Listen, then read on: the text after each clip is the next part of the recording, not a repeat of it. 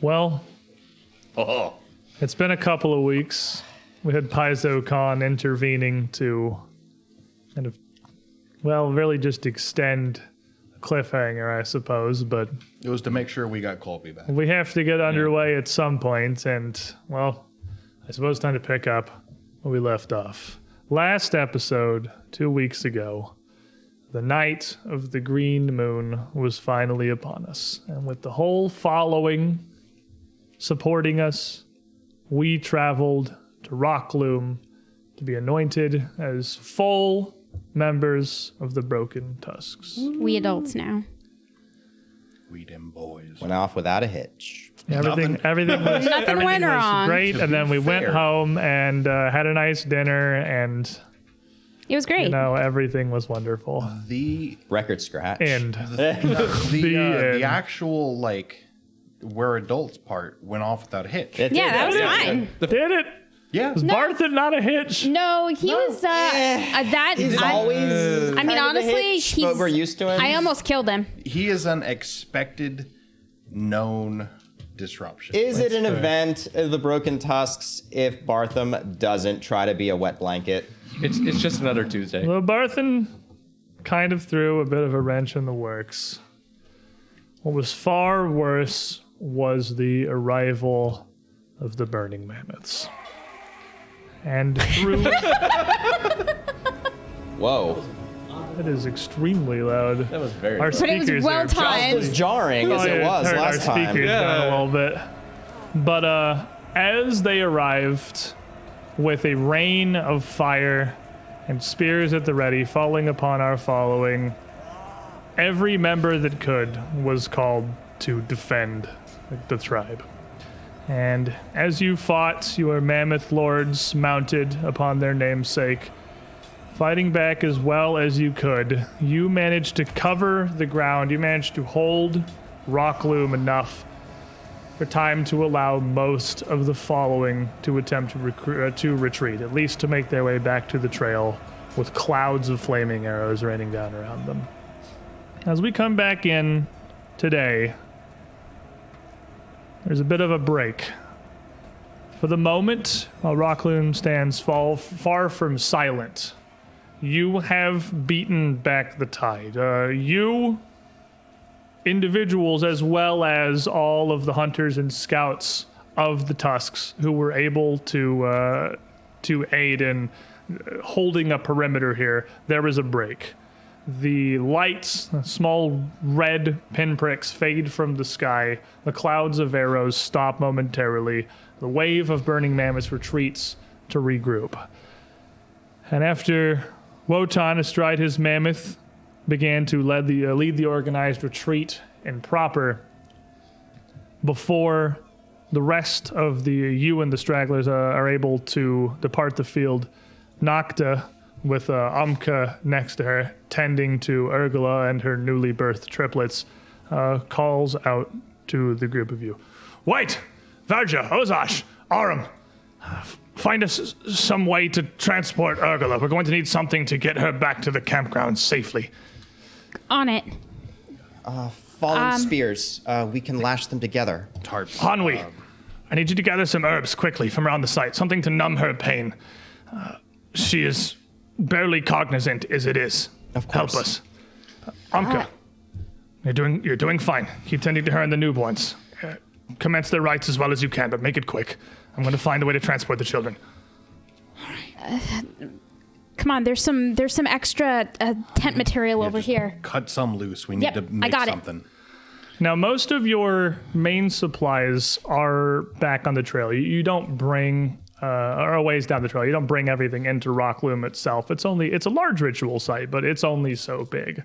And most of your herds, some of which have scattered throughout the forest as the mammoths sought to rout them as well, are attempting to be wrangled by Emek as well as the rest of the herders. But you would have not a lot of easily accessible like canvas and cloth material super nearby at hand. I got fishing tackle and pieces of my pup tent. That's okay. That's some. That's a decent amount. So what are you three? What are you trying to do here? Make a sort of like strapped together stretcher. Okay. Yeah. Just doesn't even have to be full body, just even half, and I can support the other half. Fair enough. Lashing that together quickly, Hanwi. So Hanwi is going to actually look over for go to the campfire where the spirit was being kept warm. A strong alcohol will help cleanse and keep infection from spreading, as well as providing numbing medication and a numbing effect. And the other thing is her healing plaster cantrip could actually cause to staunch bleeding and treat injury and that sort. Okay, and you would find yourself heading almost exactly the same direction as Nocta, who would head over towards that central campfire, but not towards the spirits, but towards the ceremonial urns that you would use to transport the water back from the Gornok. Mm-hmm. And as she approaches, she pulls a short-bladed bone knife out from her belt and immediately tips over one of the urns and plunges it in there, starting to saw through like the woven reeds and fibers that hold this together. And Murthig, who was gathering some things nearby, sees you arrive, kind of a grimace and a smile, and it looks over to Nocta. What are you bloody doing? Those are start stammering kind of beyond words there. Not the booze. Just take the lid off. It's too deep. I need something shallower. They can be remade. And hacking through this, cutting about 2/3 out of it to almost make like a bit of a ridged wicker basin. Mm-hmm. She starts to cut this off. Oh, Sister Cinder, I assume she can forgive it this once. Homely, what are you looking for? Can I help you? Sorry, distracted. Some of the spirit, please. We have to go tend. Of course, there's not a ton of it left. And he grabs one of the baskets with his one hand and just sort of drags it around in front of you, his one arm bearing probably more strength than your whole body. Yeah, as he hands it over towards you. I don't have ant haul right now, so she's tottering under it. This will be fine. Amka, as Hanwi and Nocta both rush off towards the campfire, you're left with Urgula and the 3 newborn triplets that she just gave birth to at the onset of the battle. You and Nocta had, in a haze here, done your best to act as midwives, delivering these, ensuring that all 4 here would stay safe. But there is no birthing triplets that is easy in the best of circumstances, and this is certainly not that. What are you doing? So, making sure Urgla is perfectly fine, healthy, and then immediately commencing to performing rites and rituals for the children quick. I pull out a pot of ashes I keep from the main hearth of the campsite whenever we sit down that I pray over, take some on my thumb and anoint them and say a prayer. May her warmth guide you. The light of truth be upon your path. May you know strength, victory, courage for the following and for yourselves. And in health we find you. Urgula, are you okay? And Urgula is near delirious and probably about half conscious at this point on the floor, just writhing almost as if like in the throes of a nightmare. Her whole face absolutely slicked with sweat and dirt.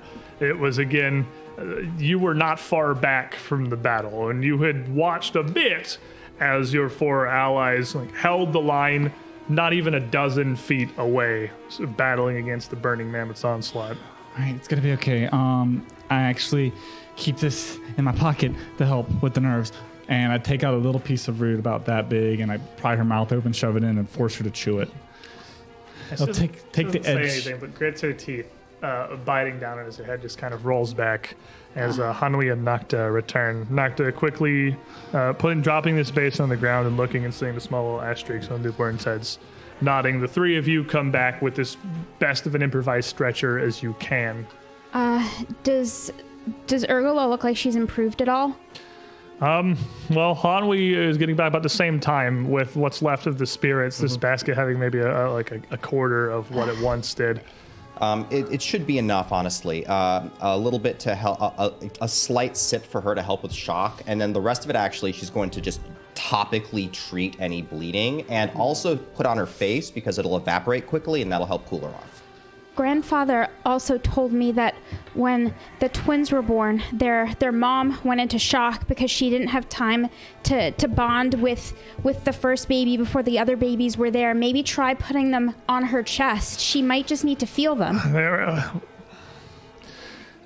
We don't have time. We have to move. We'll have to do it on the trail as well as we can. Help me.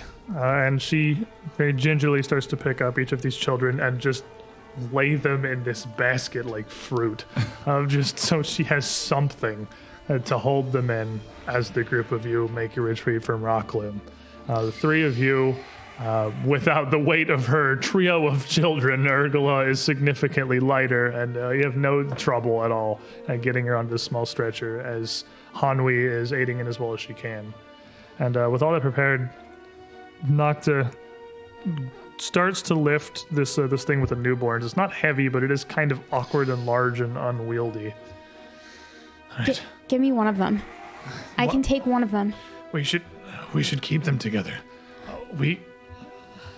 If Even given the circumstances, we should not separate them. If you wish to take an end of this, please. Yes. And between the two of you, the group of you can make it out towards the trail from Rockloom with the last of the following, those who are injured, needing assistance, some leaning on the shoulders of comrades, some being carried outright, stricken through with spear and arrow wounds, assortments of burns from their flaming attacks, and Grandfather Sven's mammoth, one side of it half charred from their attack, and a large gap in the fur, a burnt sear of flesh atop it where the burning mammoth had mounted it. Is he upright? The mammoth? No, my grandfather. Oh, yeah. Sven would, he would not be on the mammoth. He would be heading out along with Murthig, who had stuck back to attempt to aid him. He is old and falling off the top of a mammoth in the middle of battle is not a great fall for anyone, much less a man who's seen more than 100 winters. But Murthig... Get a kill shot with a spear throw right after that, though. Murthig's helping him out more, just seemingly to get him out a little bit faster than because your grandfather is incapable of walking on his own. And as you all filter out, you can still see in the distance past the standing stones that red haze on the horizon, the light of hundreds, if not thousands, of torches approaching in the darkness. You know, Verja, that was a pretty stupid time to decide to take a nap during a battle. What have I told you about drinking? It wasn't alcohol.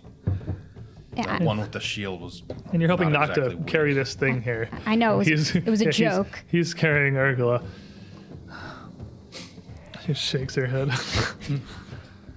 Urgula, you'll have to come up with a third name now. Or didn't you even think of a second?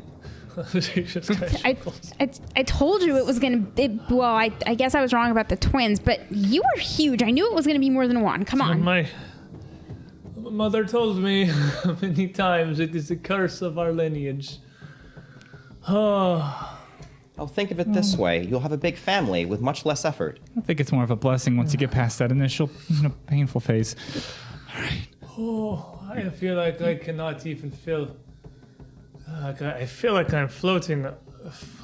I'm holding her hand this entire time too. Just And her grip is kind of weak. You should save as much strength as you can. Yeah. Giving birth to triplets that fast is in the middle. not easy. Middle of a Your battle, body's too. got to be in shambles. You were like one of Cinder's angels themselves. Just a whirl of fire on the field. Thank you. Thank you, all of you. Of course. Of course. You're our sister. We would give our lives for you and these little ones. Hanwi's gonna just keep talking to her to keep her conscious. Just keep her engaged. Ooh, tell her, remember when she came up with the nickname for Barthen? I think you came up with that one. Oh, yeah. Well, it was still pretty funny. Where is my mother? I know. I saw Wotan. Where's Harik? There's Harik. I don't know. Looking around here, procession is pretty sprawled across this trail, as the organization has not really come yet. It is spread over a pretty large distance. You can see the shapes of a few mammoths in the is distance. on a mammoth, near though, all of them probably. ahead of you, and they look like they'll have riders, so it's in the darkness. You're just also seeing the illumination of your own small torches through the night. Does Does low light vision help? low light vision would definitely help. I would say you could see 3 mounts with riders up near the front. Almost certainly one of them is Harik, as both Murthig and Grandfather Sven are near you, walking abreast. She's leading us to safety at the head. We'll catch up with her soon.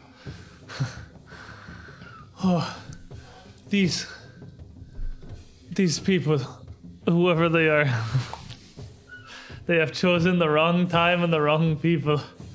You saw to that much. They left so many on the field. I don't understand what they were trying to do. They seemed like they wanted to die. My mother showed them why she is called the Death Scream, I am sure. I did not think my father could fight. Oh, I've never seen it. Such fury in his eyes. But He cares for us very much. Grandfather Sven was incredible. At his age. you would not believe the stories my father has told me. When Sven was younger, he would put Barthen to shame, apparently. Oh, in all ways. Was that My a favorite. joke? And she looks over and takes her hand out from Opka's and just sort of tries to like reach over, sort of listlessly towards the basket, and Nocta Here they are. Hand in sort of basket. gets him a little closer, so she can just I'll try reach to in adjust a little and too. just sort of like touch at least a couple of her children. They're beautiful. They're so warm and wet. They're blessed by Sister Cinder, surely. They have the most beautiful eyes. Are you guys okay? I wasn't paying attention to anything happening. I don't know. There's a lot of screaming and a lot of How is burning. everyone? I think we're an assortment of moderately to very Actually, here I'm scratched, but across I'm the fine. party. It's nothing that can't wait. Hanwi actually had. Was it a spear hit or a I'm club pretty hit sure that you got? got You got good- smacked you got pretty clubbed, hard. I got think. clubbed really hard. You got clubbed. Both Verja and Ozach went down entirely. Yeah. Like actually, So, like, Hanwi you're- probably has a bleeding head wound. Your party actually. is pretty well hurt, and At this point, just functional is the bare minimum. Yeah. I somehow got spared. do you have any magic left? I have a few. I do not want to stop, so I can't can- spare a hand for the incantation. So cast or take over this for a moment. I can do it while walking. It's okay. I'm going to do by the hearth's flame. Guide them, help them, ease their pain. And I'm just going to cast an AoE of magic just to get everyone a little bit of pain relief. Some Advil for the group. There you go. Everyone gets appreciated. 4 points back. I need another one in 4 to 6 hours, please. 4 to 6 seconds. As the group of you Yeah, I'm at full. make your way through the darkness here,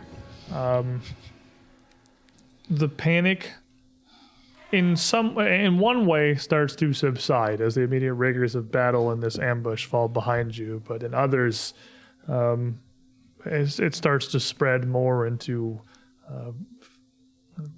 grasping infectious fear to the members of the following around you, concerns about what this means, the future, how to proceed now, what to do. But it's not long before the group of you arrive about a half mile back down the trail, a journey in this state of some 10 minutes stumbling through the darkness, trying to carry what you can.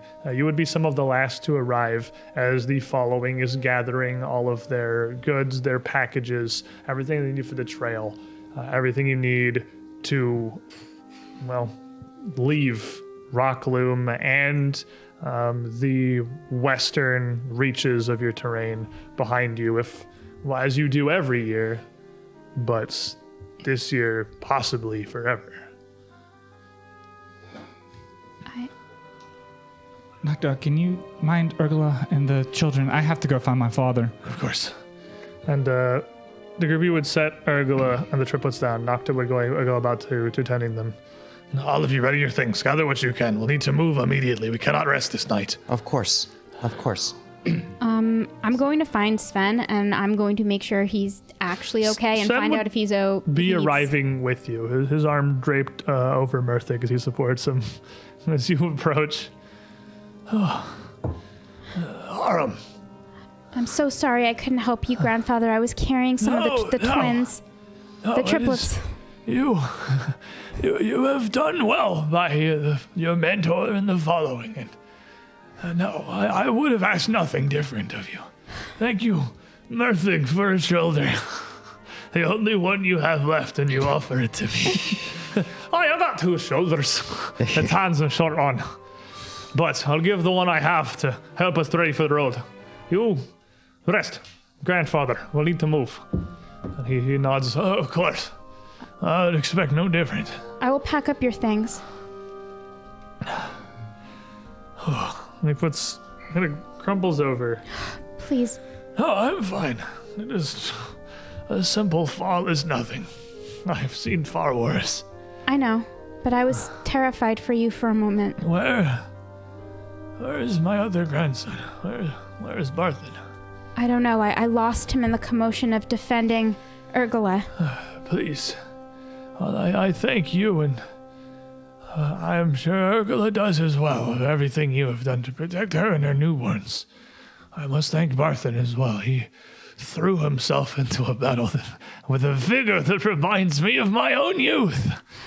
Do you want me to find him? It will make you feel better. Please. Aram, I could not be prouder of you and the rest of your new tusks. Please, I want to ensure that he too is safe. I'll find him, and I'll make sure we get your stuff together. Stay here and rest. And he kneels down in the dirt and puts both his hands down on his knees and sits on his haunches and just sort of hangs his head, breathing pretty heavily in the dirt as you go off to look through the camp. Umka, you go, well, all of you kind of scrambling in the darkness. All the preparations that you made before the ceremony, fortunately, coming to fruition now. Everything with your assistance is organized and ready for its departure, what was supposed to be in the morning. But everyone knows where their things are, what needs collecting, and who is moving what. And there is nothing that has been left disorganized or unaccounted for. Thanks, in no small part, to you tying up a bunch of various loose ends throughout the camp for everyone. But what are the three of you, Ozash, Verja, Hanwi, what are you doing? Well, other than just getting my materials together and everything else for the journey and whatever, I'm just making sure everything's secure. I'm keeping my eyes peeled in case that there's some running, some like loose burning mammoths or whatever. Just I'm expecting any kind of sneak attack. If they were able to sneak up on us during the festival, who knows if, Security, you got axe in hand, ready to fight whoever's going to show up. I mean, it's just like everything I need is in one sack, and I'm just like, all right. I'm ready to go just in case, and while everyone else is getting their stuff all together. Hanwi doesn't have a lot of possessions. She's never really been like a very material girl. So she doesn't have a lot to get together, but what she's going to spend a lot of time doing is talking with people and trying to lighten the mood. Not saying that, this isn't a big deal, but more along the lines of describe how, the Vanguard came out of nowhere and the Mammoth Lords fought them back and left so many of them dead. Surely we're well protected and well in hand. We're safe now. We're going to go somewhere to regroup, and there's no need for panic. Now, as you look through a lot of the area, this would be the point where you start to realize that getting some tales from the field and talking to some people that this was not without losses on your end. This would be when you would discover that at least 2 had certainly fallen on the battlefield, 2 of your number, and a third gravely injured, having been all but run fully through with a spear pierced right through her stomach, would be absolutely regaling everyone with a tale of how in that mortal moment, pinned to the ground as she was certain her life was ending, Sister Cinder sent a miracle and a bright flash of thunder across the battlefield that struck down her assailant. I know I told you this off screen, but I don't know if I said it on camera. There is a mechanic for tracking how many losses are in this fight based on what happens, and that fully charged Horizon Thunder Sphere you threw off, I did give you one less loss for throwing that out there. So that was not without benefit. Nice. Whether or not you correct this tale, I suppose you'd probably let her have it. I'll let her have it. Yeah, it's all right. Truly, Sister Cinder is on our side as well. This will be a dark day, but a bright dawn will follow. How about you, Verja? Imagine thinking that you're about to get a kill and you hear someone in the distance yell, YOLO, and boom! Just a huge blast of thunder and you're just evaporated. Similar to Hanwei, not a ton of personal belongings that he doesn't just have on him. Right. So it's more helping the older members of the tribe, making sure larger things are packed away, stuff that requires a little more physical force to get moving. Running around, helping with those types of tasks, disassembling the larger tents, getting all the animals up and harnessed and tied up and all that fun stuff. We find that gathering the herds seems to be what is very well going to be the thing that takes the longest, and they're just, much to Emek's dismay, isn't going to be time to ensure that every animal is collected and accounted for. But as you go out to assist with that, most of your larger stock is intact. Your pair of tapers that you brought back are still there. Most of your flocks are, like, you've probably got 60-70% of your herds accounted for, and it's just a lot of like the smaller goats that have possibly just been scattered out from this battle. And with the Burning Mammoth, some of the herders would tell, had also come out from the wings, seemingly intentionally to scatter your stock, to run them down. A good number were just stricken down on the onset of the fight. But you would find Emek, who would be tending to an arrow wound on one of these tapers, where just right behind the shoulder, right in the haunch, and in the rib cage, they had taken a burning shot that had come down from this Burning Mammoth assault. And she's gotten the arrowhead out, she's gotten that dealt with, and she's just tending to it as she can with some simple, look, almost akin to the plasters that Hanwei uses. You can't exactly put a full bandage on a taper. They're going to root that right off. Mm-hmm. But just sort of quietly patching this up, and she hears you approach and looks up and just looks right back to what she's doing. How can I help? What animals need, what things need moved? What do you need me to do for you? I don't know.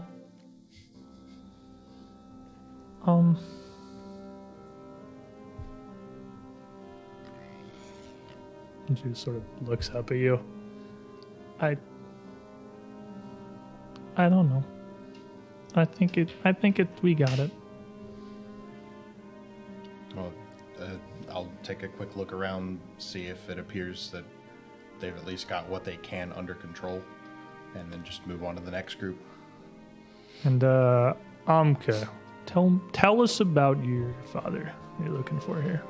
My father is not exactly a strong physical man. He's more of a Fletcher in the group. He makes really good arrowheads, so he normally is quiet and reserved in the background of a lot of people, so no one really pays attention to him so much in the bigger following.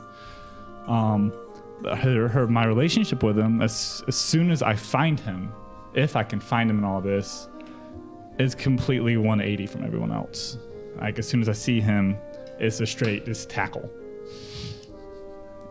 And as he would be over with the Honor House equipment, of course, we're preparing to bear his share of this as well, just absolutely blindsided by Omkar flying out from the sides.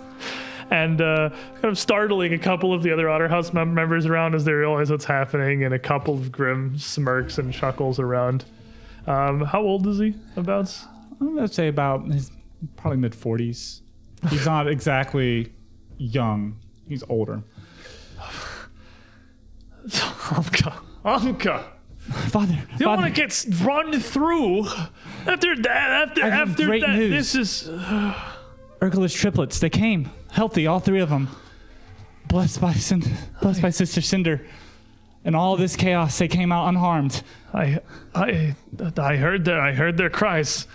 But they're all healthy and hale. Healthy as can be. Healthy as triplets born in battle can be. You should have seen it. Oh, you probably should have seen it. I'm good. Are you okay? Yes, You're fine. You're fine. Just I'm checking. Fine. I'm just glad that you're okay. I couldn't find you in the madness and everything that happened. I looked briefly, but Okay. You're good. I That's good. What do I need to do to help? We need to get this on the move. We need to get everything moving. People are hurt. I need to go find people that are hurt. Is it Nocta? I'm sure Nocta's looking for you, Amka, please. She's with Urgula and the triplets. Well, then go tend to them. Isn't that what all the midwife training was for? You spend all this time with Moose House for this, I imagine. I spent all this time to help people who are hurt. Well, don't worry about me, my child. I'm fine, please. And he puts one arm around you, his hand just kind of on the back of your head, just around your braids. Please. Thank you. I was scared. I'm glad you're okay. It was scary. I'm gonna go find someone to help. She just, as soon as I say that, just takes off running in the opposite direction. He just sort of kind of pushes himself up. Got those dusts antelope off, feet. Smile on his feet. face as he stands up. The group of you, gathering what you can, Aram, looking around the Falcon House area, you don't see any sign of Barthen, and asking around, nobody else seems to have seen anything of him since the battle either. Throughout this time, probably 3 more stragglers, 2 of them herders, would show up that had to break off, that had been chased through the woods, that had been run off to the side and had to make their own journeys back around, hoping that they would find the following back at the campground, relieved to see it's intact as it is. So it's not, and there are still a couple other unaccounted for. Have you seen Barthen? None of them would have any news of him either. Each of them, not arriving in group, just like about 3 individually would have. He's back up. backtracking a little, not getting too far out from the following, but he does want to put his grandfather's mind at rest. And if doing this will do that, he is willing to take a little bit of risk. If Barthen is injured and back a little bit, he wants to find him. I'm going to start looking for sign that maybe he went to ground. As you start to move back up the trail a bit towards Rockloom, looking in the darkness with the hasty retreat of the entire following, mammoths and herds and all, the ground tells 1,000 tales. It is impossible to, like, this would be legendary survival to try and pull one man's footprints out from sight alone. I'm not really going off of that. I'm going off of what I know about him. Like what he would do in a situation if he was hurt. We've been part of the same hunting party for years now. I shouldn't have to think about what he would do if he was injured. I should just know it. It's super easy. He'd deny it. You're looking for the smug footsteps. You get just flipped by Moose. He's unconscious somewhere. Like he would leave. He would leave sign that maybe only one of his hunting party would be able to follow. As you move back up the trail looking for something like this in the torchlight, when you get maybe 200 yards out where you would start to be able to see a bit of Rockloom in the distance, first thing, of course, you would see is the bonfire, which is still standing there, tall and lit. It's not like anyone stopped to put out the bonfire during your retreat. But you see quite a few figures in the distance moving around the site. A few of them bearing aloft lit torches, all of them seeming to be wielding what look like spears in their hands. Make me a perception check. You are a solid distance back from this. Could I make him my prey that I'm tracking, Barthen? without having found any sign of him at the moment, I don't think you can just designate someone that you know. I think you could actually. You know him. I know I don't him. see. Yeah, sure. I don't see why not. You're Okay. looking for any sign of him. You know him well enough. You hunted. Like you said, you hunted with him your whole life. I'll let you do it. That doesn't apply to this perception check, but you could certainly do that. That's going to be a 22. So the 22, as you're looking, you can see that a couple of these figures nearest the bonfire are in pretty high spirits. There are a trio of them near the backside that you can just barely see. The ones in front, silhouetted against it, much more visible, that appear to be dancing around this. A couple on the other side laughing. A few more are dragging bodies in from all around the campground and just casting them into the bonfire. And each one laying upon the pyre prompts raised spears from all those standing around it. You get the feeling getting any closer to Rockloom may be extremely unwise. I'm not going to get any closer, but they seem like they're doing this for comrades, not for our fallen, right? At least... It's impossible to It's impossible to tell. There are almost certainly more of them when you left the field than your own.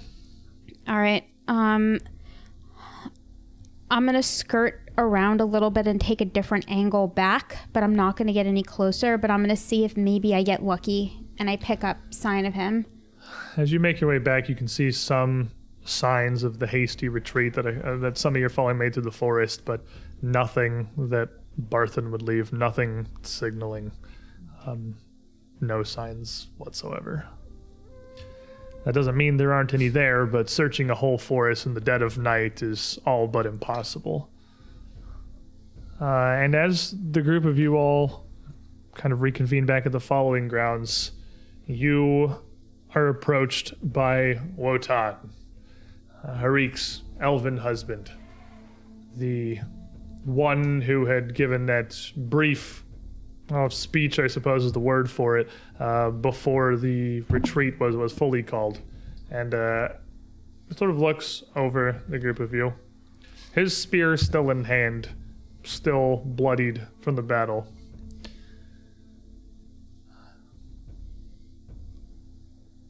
You fought well. I saw much of what the four of you were able to do from my position atop my mammoth. Thank you. Of course. I know that, well, of course, none of us were prepared for what happened, but you have proven yourselves beyond anything I would have imagined any of you were capable of. And I say that not from a place of underestimation or to undermine your achievements, but as one to hopefully express how proud that I and the grandfather are of your actions this evening. It was as if a sixth rode mounted as a mammoth lord alongside us. It's Wow. it's not sick. We did what we could. I can't find Barthen. I've looked everywhere. He could just be lost in the He may crowds, maybe. he may well arrive in time, but he threw himself into the front of that battle, into the onslaught with full force and no hesitation. I will pray for his return. It's the way he does everything. As it is, indeed, Hunley. Were it not for you four, I fear we would have a much smaller following convening here now, and were it not for your aid, Nocta tells me we may have fewer newborn children. Amka. All of you have played your role this evening. A role that would never be asked of you in better circumstances, but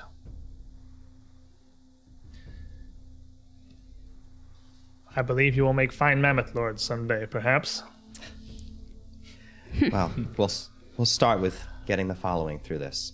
Thank you for your leadership. Yes. My leadership. I am responsible for nothing. As a matter of fact, responsibility is something I have spent much of my long life eschewing. I am ill-suited for it. Your leadership during the fight, you rallied us all, organized the retreat. I know you let your wife handle most of it, but we all respect you, and we recognize it. I thank you, but I did what I had to do. No more, and no less.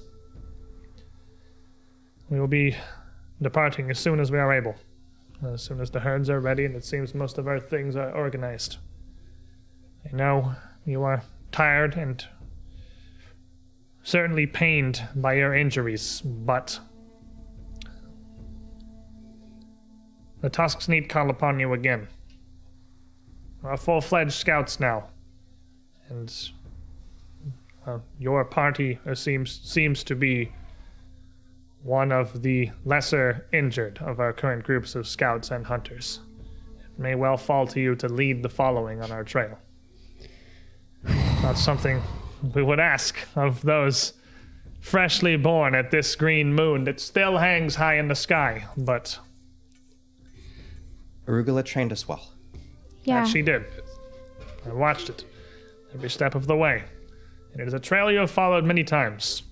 You need simply lead us once more. And we have Amka back. And Amka, what you did with those babies, that was heroic.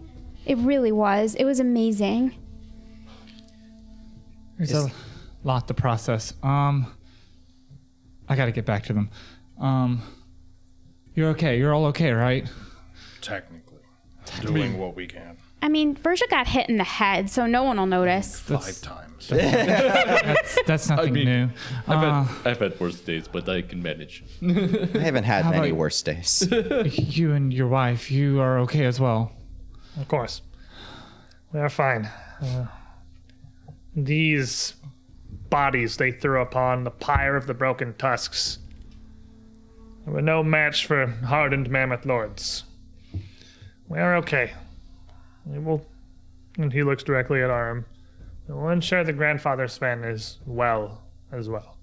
As soon as Nocta has a spare moment from Urgula and her triplets, I'm sure he will be the first at her care. But there are many wounded and many who will require treatment. You will have busy days ahead of you, Amka. Oh, that's what I trained for. That's what I prayed for. Come and see the triplets when you get a chance. Tell your wife. Hanma, come with me. Of course. We will travel southeast to Gleaming Sun Lake, as we always have, to refill our water and prepare ourselves for the journey to the grandparents. You know the way. I have faith in you. Guys, And he turns and heads back to the camp to finish overseeing organization. but before you leave, I know we don't like Barthen, and I know he's a jerk, but if he's still alive, we have to find him for Grandpa Sven. Of course. We won't be finding anyone tonight. I know, but I can't let him down again. I understand your thought process here, but if it's one thing we know about Barton, he is very stubborn, and he's a survivor, regardless. He's like what you call obnoxious bug. He just keeps coming back. I'm pretty sure he'll find his way back to us. For now, we need to resupply and heal our wounds. Ozash is right. As much as Bartham can be annoying at times, he's sometimes frustratingly capable. It's more like as long as he believes he's unkillable, I think he is unkillable. I hope it works out for him. Okay. Let's get let's get everything together. What do you need help with? Going back to the triplets. Of course. We need to relieve Nocta so she can go help others. The group of you would continue to organize as well as you can, much like you had before the ceremony, just helping out where needed, putting things together, and in the span of a quarter of an hour, The following, gathered around, uncertain about their future, but ready. Seems like they are prepared to move. And then off we go. Near the front of this proceeding, traditionally, as you undergo your journey on these paths, the Mammoth Lords lead this procession, mounted upon their mammoths, spearheading the group. And as you're ready to leave, 4 figures sit perched upon 5 mammoths. Grandfather Sven, now back with some of the others of Falcon House, traveling on foot rather than the rigors of riding atop his burnt steed. And as the group all gathers around, ready to get underway, Harik turns the mammoth around, broadside before the whole of the following, and looks down across everyone just waiting. Everyone's upturned faces, prepared for direction, flickering torchlight borne throughout the following.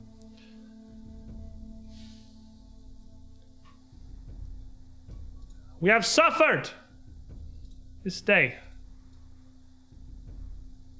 They've brought us pain, Harik, not Wotan. They've brought us pain, as they came to do. These shadows from the past of our following have attempted to break us and found themselves broken upon our unbending strength. We are the Broken Tusks, she calls out, and to what normally would perhaps get a rousing cheer of return, there is some murmured assent, a couple of cries. Hanwi's shouting. Hanwi shouts out, "We will not be so easily drawn into the fires of chaos by this madness. We will not fight them as they so desire, as there is no need. Why would we stand against them, sacrifice our happiness and our way of life for their hateful crusade? We will do as we always have, as Broken Tusks. We will journey. We will follow the herds, and the blessings of Sister Cinder will guide our travails." Hanwi's not so sure how I feel about that part. So she's gonna be a little quiet. And neither is anyone else. It's not like a rousing battle cry, the opposite, if anything. Continue on, business as usual. We're just gonna leave, screw those guys. Carry on my wayward sons. And turning her mammoth around, the group departs. Now, my friends, Is it time? it is time. As Boy. we now are some of the only scouts of the Broken Tusk following that are in any state to lead the group, you will be determining the path of the entire following throughout your great lands here. Oh boy. Again, this is a path that you have followed year after year throughout the entirety of the time that you have been with the Broken Tusk, so the map is not hidden. You know these pastures well. You know these dells, these glades, these rivers. You are familiar with all of this as you have passed it spring after spring after spring. But the path is not, it's not a beaten trail. You're not following exactly the same route. You have a destination, and you are heading towards it. And your journey will be, according to Wotan, the same as it near always has. There is a lake to the southeast, the Gleaming Sun Lake. Your following traditionally makes its way towards that, following the rivers and approaching the lake bed itself, usually for a day of rest, recuperation, repreparation, before continuing their journey further out east to a mountain pass called the Grandparents. It is a gap in the Great Mountain Range that runs out along the eastern side of your territory. Not one that you go through, but one that you approach and usually camp within. And in this massive canyon between these two rolling peaks, somewhat sheltered from the elements before you make your way back out and continue up around to the north. Is that the saber-toothed tiger icon? Yeah, that's the area. Like that's the the area between the grandparents. So that's there. the goal. So it's like That's not your unfriendly spot. No, that's like your normal intermission campground. Gotcha. Some midways through the spring. That's where the Yellow Ranger lives. Yeah, okay. We had that one. And as we travel here, this is Hexploration time. But it's going to be a little different than usual Hexploration time because you're not just Hexploring yourselves, you are Hexploring a huge following, which means a couple of things are going to be different than usual. Your speeds don't matter because you can only move as fast as the following can move, which is like as fast as injured grandfather Sven can move. People aren't being left behind here, especially not your literal leader. You aren't going to be able to realistically, I can't, unless you guys pull out something crazy, use any kind of spells or abilities to affect how fast 75 people can travel with an entire life on their shoulders. That's secrets of magic, you never know. Secrets of magic, you never know. I mean, I can feed one hell of a lot of people. Let me tell you that. You can definitely help with that, which is great. But as you travel throughout here, you can see there are a couple of different types of tile that just kind of denotes the vague terrain of the area. Each of these hexes here is about a dozen miles, which is realistically what the following all combined can travel in a day. Because you still need to stop and eat, and you still need to rest. You need to make camp for the night. Doesn't matter how many burning mammoths are chasing you. If you run yourselves to exhaustion, you just die in the field. The empty field tiles are perfectly fine. The tiles that are kind of the brownish sand dunes or the trees are more aggressive rolling dells or thickets of forest that will take twice as long to traverse. It will functionally take you 2 days to get into that section. In the grand scheme of your travels, fording a single river, because none of these are massive, none of these are the Rio Grande or anything, is inconsequential to the amount of time that it's really going to take you to travel. There's no penalty for following or crossing rivers at all. They're not meaningfully going to influence you. But your first journey is going to have to take place immediately. What would normally happen in the morning is going to start this night and probably continue through into the late afternoon of the following day to put some space between you. Again, you can see the red haze in the distance behind you, which you can see on this map. We are also going to be tracking the position of.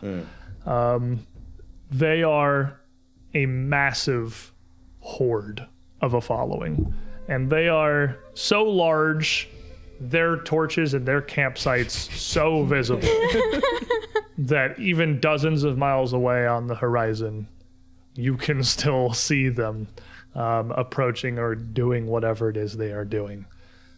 As the following gets underway this evening, it falls to you, the least injured of the Broken Tusk's scouting parties. Yes. Not the best or the brightest. Just the ones available. To determine That's retail. where our journey begins. We're not even in the crayon box. You're not even in the crayon box. I'll malachite you. Don't touch me. Do we trust these to lead us? Well, I've got no choice. Everyone else is laid up with injuries. Where are we going? So this here is a hill, so is that difficult? Yes, hills are 2 days. days to traverse, exactly. So moving quicker would let us round the hills and head due east. But then Unless we're you're moving thinking- farther away from the water. Well, not that much further away, and it gives us more distance from the horde. So we know the whole layout. Yeah, you've again, you don't follow exactly the same path. So like some years you go down the north, that follow that whole northern river down. Some years you pass the dells. Some years you wheel around. As trained scouts, you would also be fully aware, looking at this situation, that the Burning Mammoth following is clearly significantly larger than the Broken Tusk by orders of magnitude, possibly. They're going to be moving slower. There is a reason that you have in your following several different groups of like 3 to 6 scouts. And that is quite simply because smaller parties move more efficiently. While hills and forests will slow the following down, they will dramatically slow the what I was burning thinking. mammoths, as it will take a larger organization much more time to traverse similar terrain. I think we should stay close to the river, and I think then difficult terrain is our friend. is our friend here, and it's also going to give us more cover. We know the terrain better than they do. We might even be able to set some surprises for them in places where they're going to be less familiar. If we can disable some of their scouting parties, they might be delayed as well. So then it seems like this is the best direction to move, because that gets us closer and away from the horde and closer to the I agree. hills. Yeah. We used to be a part of them. Whatever the situation is, they know where we're going. But I they hope haven't actually will go and tell us these things now. But they haven't been around in a while. We would have seen them. They haven't been here, and terrain changes. It changes a lot, even in a short period of time. But if we go around, if we take the time to go through these hills and they don't, it would be no different than if we had just gone straight there. No, it would be cutting it closer, actually. I and agree. We would have the resources and we'd have a better position to keep hidden from them. No, I mean, if they avoid the hills, if they just go there through this opening in the valley. But they still follow have to cross the river. north of the river. Yeah, like if they use that arc between the hilly terrains to go there, and we go down through the mountains expecting them to follow us, the 2 and 4 days that it would take for us to traverse the extra hills would be the same as them going around. We just have to pay attention to their movements. They're very easy to track. We can see them from here. Yes. Wherever they move, if they chase us, then we know that's what they're going to do. If they peel away to the north, we know that they're trying to intercept us. But if we want to use this valley to get through, they'll cut us off if we don't go straight there. I'm not interested in trying to race them. I'm interested in keeping the following alive. Yeah. We should probably consider that as well. I don't think we should move any closer to them than we have to. Exactly. Unfortunately, Harik doesn't want to fight these people, and I understand why, but it's... I don't want to fight I don't them think either. it's... I think we need to think more about... We need to think more about the following surviving than... I also think that if we did have to cross the river, it's going to be much easier for us as a small group to do so and do so quickly than it is for them. I'm just saying that the Burning Mammoths, in their mind, they're at war with us, and we should think the same. I agree. Like, do we have 2 weeks? You worth have of you water? have enough. You have enough water. Refilling at the rivers, refilling a gleaming sun lake when you arrive is something that you will need to do. But between, like, it's not an Arctic desert. Like, there is rainfall. You have enough water that Getting there is realistically, no not matter an what route you take, you'll have enough to reach Gleaming Sun Lake. So you don't need to necessarily worry about resupplying in a river. But that may very well keep spirits a little higher. Yeah, I can very clearly see the fastest way to get there, and then I can see the smart way to get there. Well, where are we going? 'Cause it sounds like Well, you I guys think want to this go hex south. is the only Yeah. place we can go. Yeah, that's that where we're is- going. No matter what we choose, this Fair is enough. step 1. So over the course of the first We day, were just talking about like the departing whole plan. from Rockloom, traveling through the night and the morning and the early afternoon, the group of you scout ahead throughout the plains and light forests of your route, of your Seorn that you have taken again for your entire lives. And even as the sun rises and the curtain of night falls, Sister Cinder illuminating the terrain around you, still you can see the red ember glow of the horde in the distance as it approaches. And they do very much seem to be following in your footsteps. Makes this easy. The horde clearly seeming to be taking to much the same route that you have led the Broken Tusks down, or that you are taking the Broken Tusks down. Oh, we could lead them on a merry chase. That's my vote. What's the song? That would be the Benny Hill theme Benny song, Hill my theme friend. Ah, yes, So- the classic tale and chanty of the Broken Tusks. As of all Pathfinder parties, really. Eventually, though, Straight for the hills. adrenaline winding down before the night is even over and exhaustion starting to grip much of the following, the group would start to lose momentum and slow as the sun started to wane into the afternoon. Having pushed through the night, it is impossible to go all the way to the following sunset. And your group would have to break some 10 miles away from Rockloom, preparing the evening's camp to hopefully get well rested and prepared as you can through the night to travel again the next morning. Pressure notwithstanding, again, there were no hives of bloodseekers along the trail immediately, so that's great. Good job, Yeah. team. Good news. That worked fantastically for me. My idea was flawless.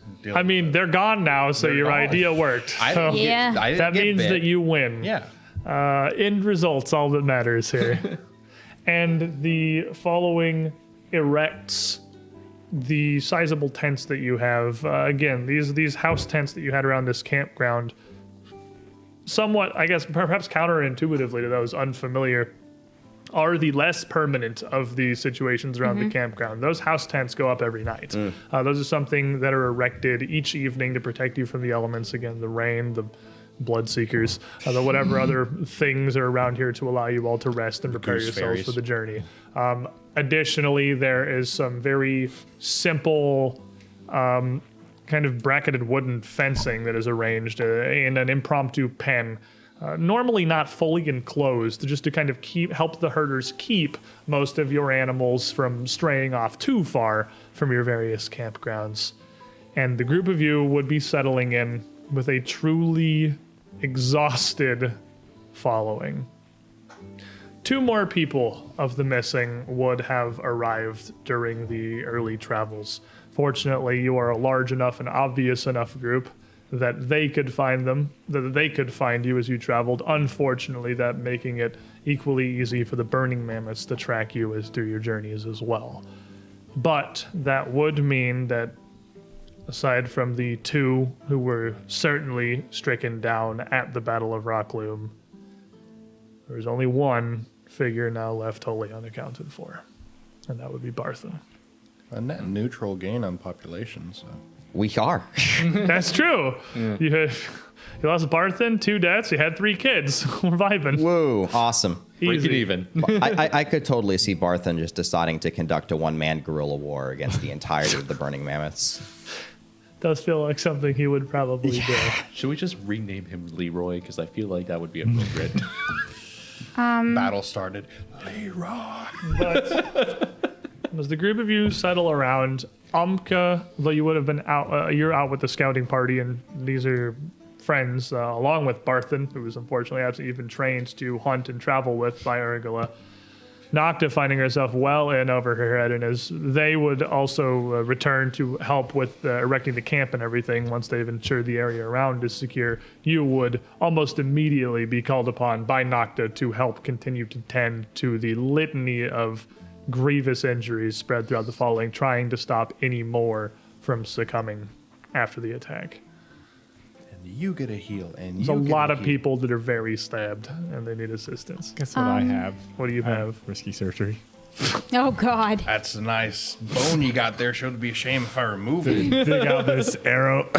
Oh man, they hate it when Amka shows up. But, I mean, you can't argue with the result. So when they see Amka and Nocta coming around to your little infirmary that you have, and Nocta's like, "All right, you deal with those." They're like, "God no, sister, save your life."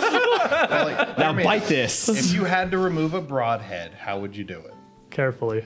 No, No. you don't. You cut the wound bigger. Yeah, I mean that is the point of a lot of those kind Yeah. of Risky injuries and surgery. arrowheads. That's the same thing had to do with the taper. I'm legally obligated to tell you that I am not trained You for have this. risky surgery, somehow not trained in medicine. Are you serious? I'm You're trained in not? medicine. No, No, he's Okay. you have to be at least he's trained. but you have the support It's of like, your, I can stab people, your sure. magic as well. You have the blessings of Sister Cinder. You have some invocations that will certainly aid you, but not a ton. You have what you have. I have what I have. And throughout the evening tending to things, spirits are still very much low throughout the area. Harik and Murthig, as the evening's meal is arranged, which is now a combination. I mean, the herd's here for a reason. normally that's a stock that's not dipped into this early in the trail, but they make the decision that the boost of morale, the happiness of a good, warm, fresh meal is worth the sacrifice, and they can deal with the repercussions of that decision later. They feel confident it'll be fine. Also attempt to entertain much of the following with stories, akin to what they had at Rockloom. Telling origin tales and fables from Broken Tusk history, stories of the lands in Sister Cinder and life coming to the Ethgir before it was the Sjorn, this route you now travail, why, what it means. Attempting to inspire as they can. A group of you, after everything it needs tending to, I would imagine would be beyond exhausted, having gone from scouts and training to leading the entire following in the span of quite literally one unfortunate night. But thankfully, of all the places we could be leading them, it's at least something we're very familiar with. That's not terribly surely difficult. Aram at the very least would be still concerned about your grandfather. Yeah, I know I'm at House Otter now, but I would probably go back and I would try to Traitor. buff up his spirits by telling him that as the eldest of the clan, we have to plan a naming ceremony for the 3 children. We have to think of And Grandfather Sven has his own small tent, sort of off to the side. While he is technically the leader of Falcon House, he is the leader of the following. So Right. his is separated from. And as you go find him in his tent, as he usually is in the evenings, you would find him laying out on his roll of furs, unconscious. Wotan kneeling beside him, and he would turn his head to you and just. grandfather. He is resting at the moment, I am afraid. I don't imagine he will wake much before morning. Tell me the truth. Is he gonna make it? That is not a fate that I can tell. A question perhaps better posed to Nocto. If- He is certainly very tired from the day's events. I wish I could find Barthen. I feel like if I could find him, he would come alive again. You hear Sven sort of groan and stir a bit. Wotan, I don't know how many times I have to impress to you. I am fine. I am simply resting. Would you deny an old man his slumber? Yeah, Wotan. Wotan kind of looks at you. Kind of. No mirth in his face at all. And looks back down at Sven. He hasn't opened his eyes, but is addressing you. Of course not, grandfather. But a fall from atop a mammoth is far from small. Wotan, you have known me for how many years now, my brother? 104 winters, grandfather. I have taken much greater tumbles in my years. I assure you, you saw most of them. And you carried 80 less winters with you when you did. Rest, Sven. Please. And he turns and puts a hand on your shoulder and just kind of guides you towards the exit of the tent, him rising himself to come with you. Can I do anything to make him rest more comfortably? Anything? He is somehow more belligerent in his old age than he was as a child, which I would have said impossible 90 winters past.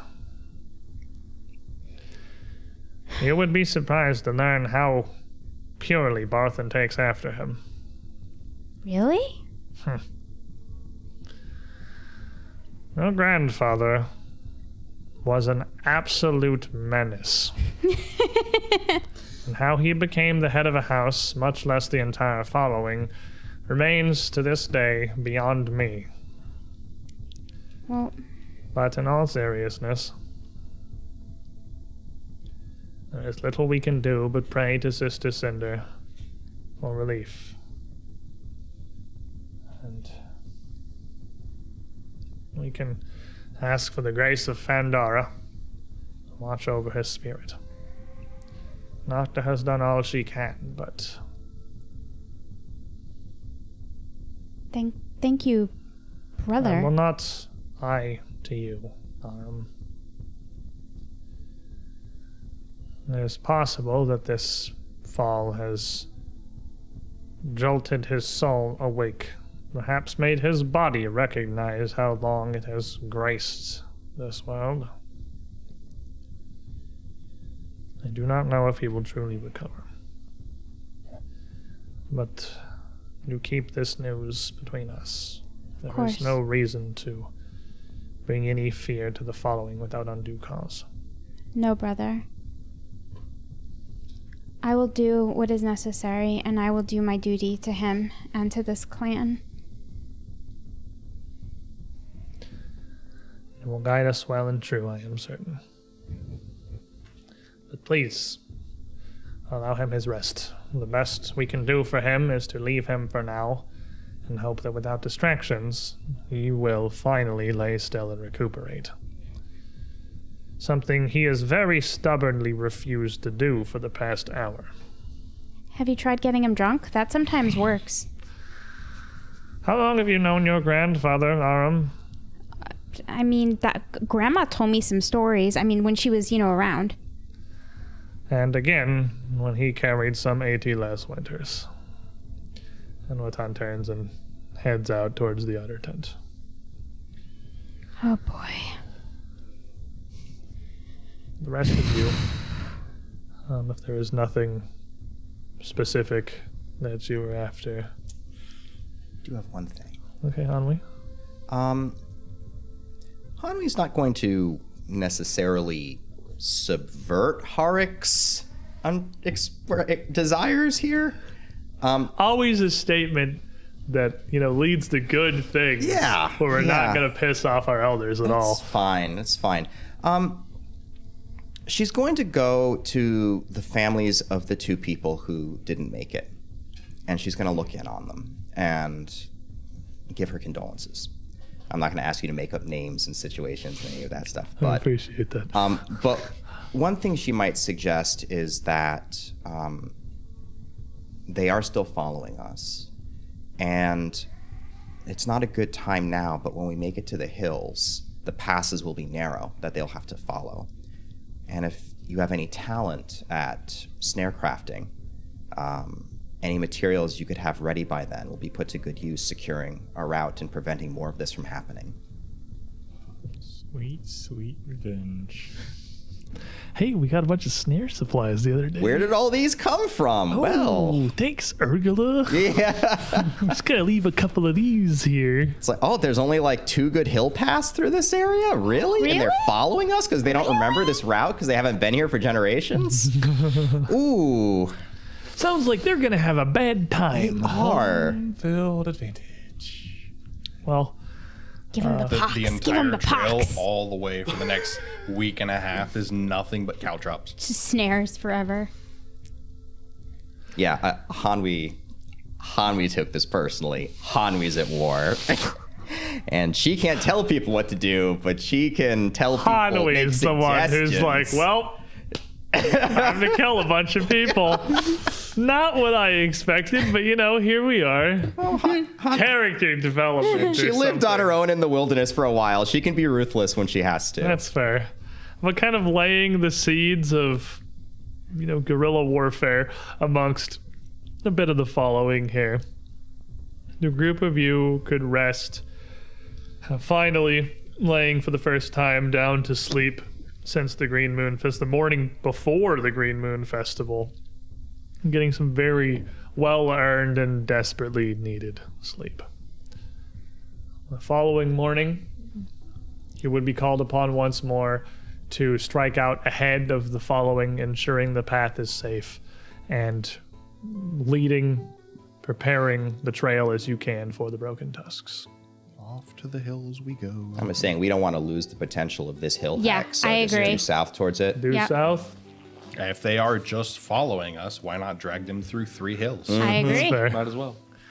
And again, even in open and mostly open pastures here, as you travel, you would see yourselves doing a decent job of outpacing the horde traveling behind you, as no matter the terrain, the just sheer logistics of moving a force that large is going to cause them to travel a decent amount slower than you.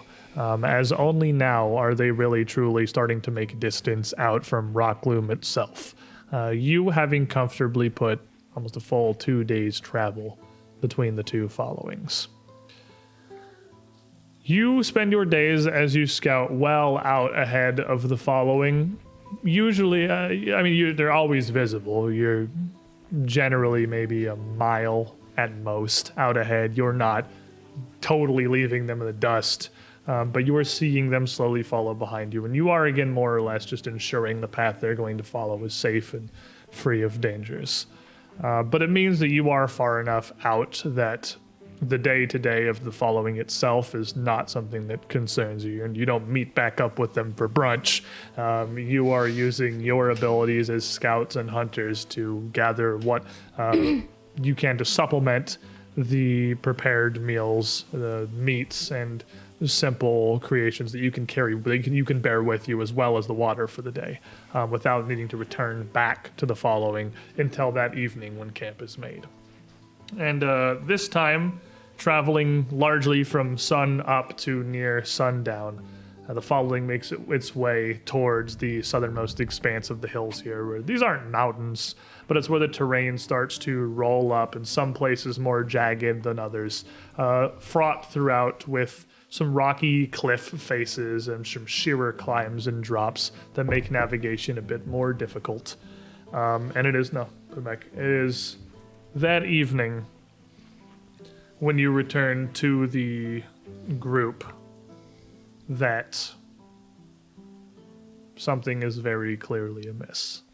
As you arrive, the main house tents being erected, you can see a decent amount of the following is not gathered around the campfire in the center or in their tents, but sort of scattered vaguely off towards Grandfather Iowa's small structure.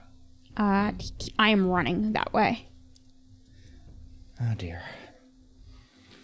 And as the group of you, I imagine, all follow behind Aram towards the tent, you would see both Wotan and Murthig outside, keeping a bit of a vigil. And as Aram approaches, Murthig puts his one hand up. Whoa. Calm yourself, child. Well, child no more, I suppose, but it's good. I suppose it was very obvious. Well, your grandfather does want to speak with you. The whole group of you, actually, after everything that happened back at the Green Moon Festival. But steel yourselves. Nocta and Harika are inside doing what they can. That's not good. And Wotan's just sort of the near unblinking gaze he always has, looking down directly at Aram exclusively, as Murthig's kind of looking across the whole group of you guys. Hideon, keep your heads down and your spirits high as you can. And pulls the flap aside to let the 5 of you in. There are about a half dozen people inside the small tent already. Nocta kneeled over by his bedside, a mortar and pestle, some small bundles of herbs laid out on little bits of hide, a couple of clay flasks and pots just sort of strewn out alongside the bed, where Grandfather Sven is laying full out on his back, his eyes open, but just sort of barely. His chest just moving as he breathes. And spread out around him are several other prominent Falcon House members, as well as Harik, who is leading the group in a chant that you would be familiar with. By Fandara's blood you were born, into the Blood Mother's womb you return. By Fandara's blood you were born, into the Blood Mother's womb you return. Over and over and over. And it's hearing this that it really hits all of you. It's not bad, it's imminent. I imagine my mother and father would be two of them. My mother's Would his certainly daughter. be there. I'll lock eyes with them and I'll bow my head toward her. And they continue their chants. They look back, but rocking back and forth in this chant as Harik still leads them. Everyone here with sullen faces, some tears in their eyes. And He was almost larger than life. The young tusks. Wonderful. Please.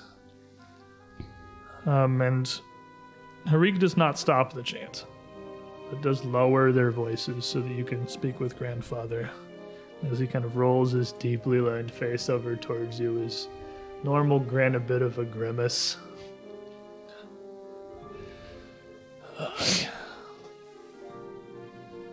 I think it's time that I passed on the last of my tales. The legend of the primordial flame in full. I have already told Harik here, so that she may bear it forward as she can, but as you have stood proudly against our past, where is Barthen? Oh, grandfather, he's busy. He'll be here soon. He's just held up on the trail. And you see him sort of look across you, almost like counting heads here, seemingly confused. Seems to be a little bit losing where he actually is, what's happening. He should be with you. He's coming, grandfather. He's doing his duty. He's just cleaning up. Harik. Her mind is like soft wood. It carves my ramblings deep into stories, so she may remember them well. For, did Urgula, did her children come to pass? Is her child well? She had twins? Triplets. And they are well. And They are being Harik cared puts for. a hand on Sven's shoulder here. And he kind of takes a rattling breath. Oh, my mother, Sidka. She and the others who would become the first of the Broken Tusks in their time. They took the flame to Red Cat Cave. It is east of here. It was sheltered under the protection of a noble beast, an honorary spirit of our tribe, Grumbach the Groundbreaker. And every year after, we Tusks would travel to the cave to ensure all was well. But it was not. I was scarcely old enough to even remember when we arrived and it was gone. Sidka witnessed it with her eyes, the terrible, tormented spirit that Grumbach had become.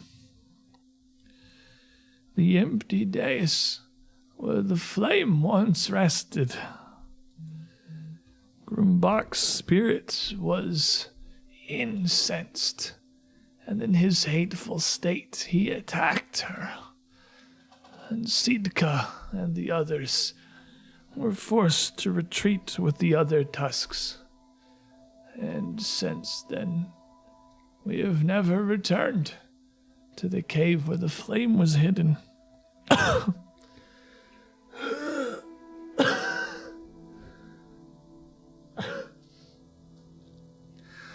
Go there. Lead the Tusks back to the Red Cat Cave. We do not know who took the flame, but Grumbach, even in his rage, he may still remember.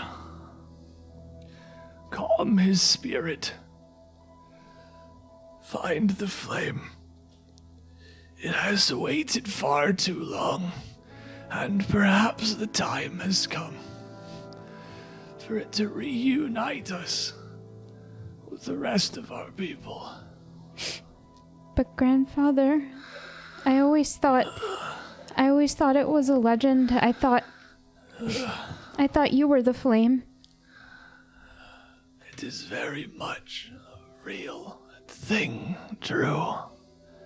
Sister Cinder entrusted us with it when we were still burning mammoths. And perhaps its light can bring us together once more. Aram, my child.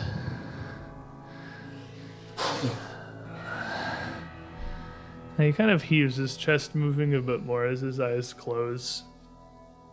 And his chant continues again. I Fandara's blood you were born. Into the blood mother's womb you return. And as his kind of heavy, heaving, shaking breaths fall lower and slower, I love you.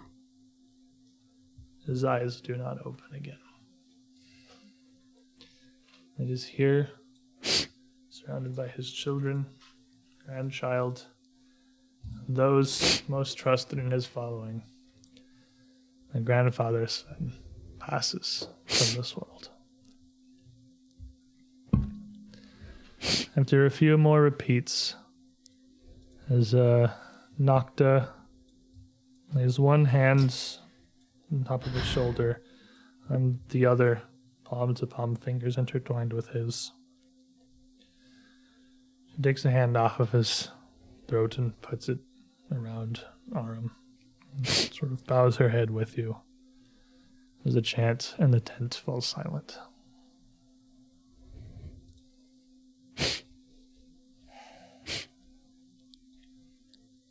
Thank you for making his passing peaceful, Nocta.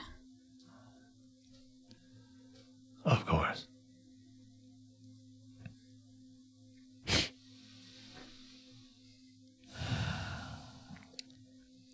I remember when I first came here, and he was very generous to me. A strange girl from the woods, and he offered me all the hospitality of this place. Harik kind of crawls out, fully prostrating herself, her forehead against his side, as the mourners here, your parents, all kind of gather around, laying forehead or hand upon his body. It is a largely quiet morning, but your father would raise his head. Once, when I was still younger than any here today now, save for Urgula's children, I suppose.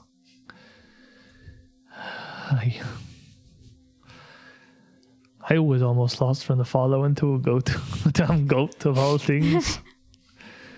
Didn't expect how protective the mother would be when she had newborn children. I just wanted to see them. It was my father here who pulled not to go the way but me. Explained I was the one in the wrong. But I was barely old enough to stand. I crawled off to see the other children. He saved me. Only reason I'm here, Arlem's here.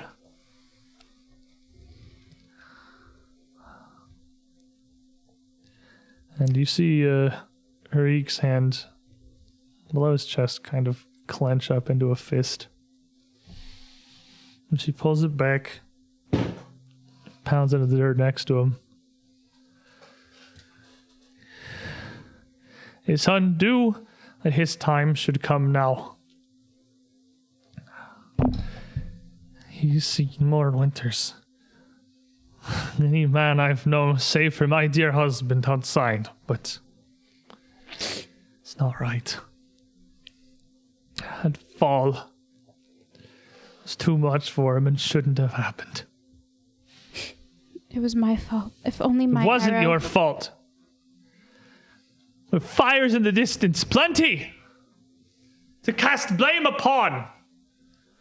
Why do we run? Why do we let them take this from us? We are Tusks. We lost 2 and brought down dozens at Rockloom. And we turned.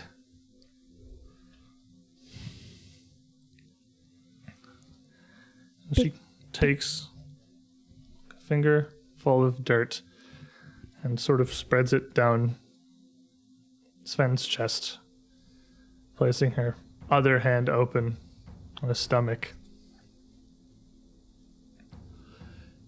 If they think to run us down like animals, like gods, they have seen the barest amount of our fangs. They will meet the tusk.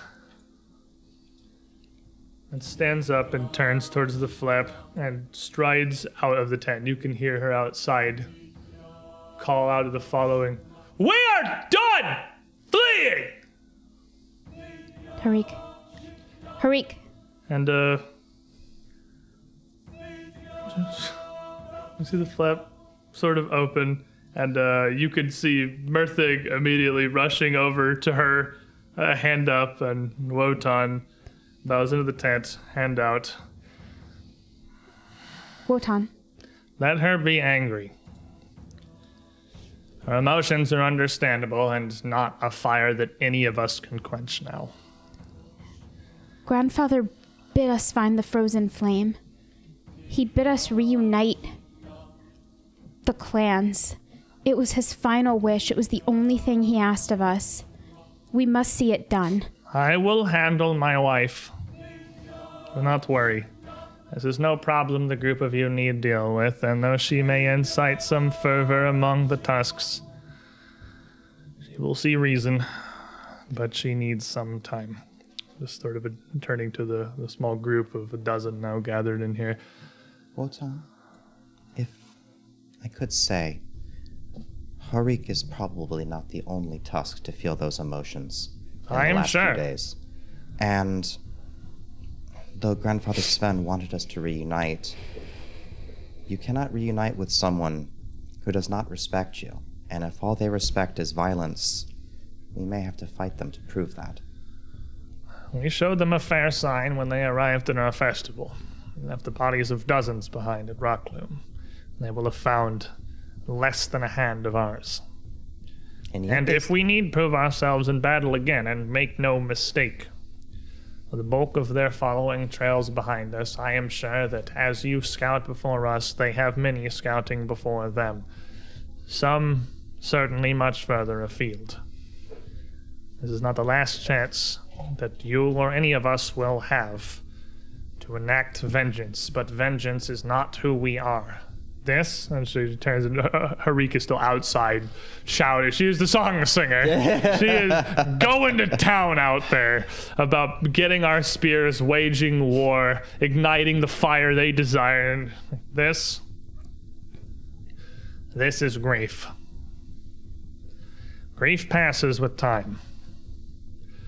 I know this is a hard loss, and for many of us here, the first parent, the first grandfather, the first leader, many of you have seen, but as is perhaps the curse of my blood, it's not the first, or in the first dozen, for me.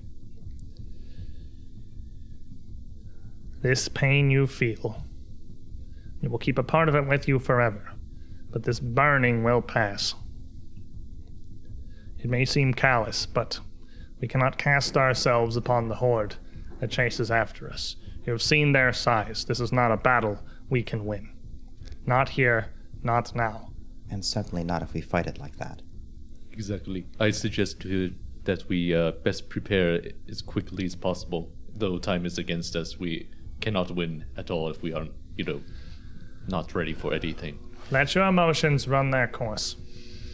They are a strength, not a weakness. Do not fight against them. Let them burn. We will there. find plenty of outlets. But many of Sister Cinder's blessings, but they will pass. And in time, they will mute. Enough that you can see reason once more, as will my wife. I will tend to Harik. You handle your grief as you can. If I may, Wotan, I can assist with my performance to help keep the rest of the group calm in this emotional time. I think for tonight, we will let this rage run its course. I do not imagine the plan would be anything other than to continue to the grandparents. A narrow pass would make our stand. I believe that at the moment, she intends to travel there rather than hold, embracing our spears against them. Even with the terrain at our advantage, certainly a battle only a fool would take. No. It will not slow us in the coming days. If anything, perhaps this fire may only spur us faster. I am. This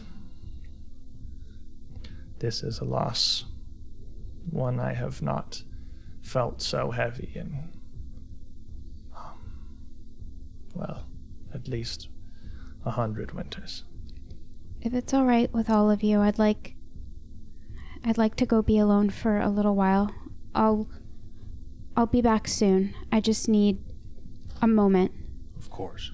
Take your The time. tent kind of just Understand. holds the tent flap open for you to head out as immediately you head out and Mirthig comes up to the flap to Wotan like, what do we do about this? And he just steps out and starts it, saying much the same thing to Mirthig as well. Hanwi will slip out too, and she'll just follow Harik around. Not like with her, but just listening to everything she says and just kind of making mental notes. I will also be around Harik, considering that she is my mentor and she's in a very emotional state. I figured this is maybe best one of her favorite pupils is nearby in case, what you say, a shoulder to cry on, or yell at, for lack of a better term, I suppose. Nocta comes back towards the tent and kind of taps Amka on the shoulder.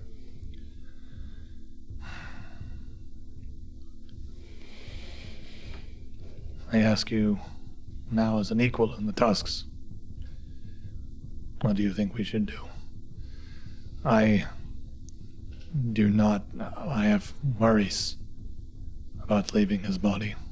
And you would all traditionally know that there is not much in the way of funerary rites or rituals for the Tusks. You're a rather pragmatic folk. As much as there is stories are told, words are shared, and the body is simply left on top of stone or a hillock to become carrion and fertilizer to cycle back to the land. There is no grief and emotion tied to the body. It is the foremost belief among the group of you that at death the spirit has left, and that essence is what was the person. This behind is just flesh. There are little rights and little concerns to be had for flesh, but I do not want to imagine what the Horde would do if they found him simply left. I think, personally, we should, I know it's not traditional, but reunite his body and let it be consumed by flames. And then... I agree. According to our tales in ancient times, the primordial flame itself was used to burn what was left into ash and to return it to the smoke with Sister Cinder. We may not have the flame, but we have fire. Right, I'll prepare that. Give me something to do. Fetch Merthig. He is about to lose his mind at Harik's outburst. He could use an outlet, anything to occupy him. That sounds good. I can use some strong hands. I heard Wotan's words. He is wise. Harik has always been emotional. You grieve in ways that are different than everyone else, and I place no blame among her, make no mistake. and I do not judge anyone for grief. This will not be quelled, not now. Prepare the fire, perhaps something to distract her is wiser. I'll ready the body. Right. The rest of you, to the rest of those grieving within the tent, prepare your finest stories. We will tell tales until we tire. Of and for Grandfather Sven. That, I suppose, if she leaves you to ready yourselves, we too should perhaps leave for a break.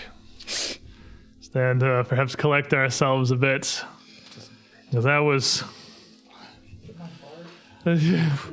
Welcome back, buddy. Glad to have you. How you doing? Have a cry. Piece of my heart right there, too. Can you just pass that to me, please?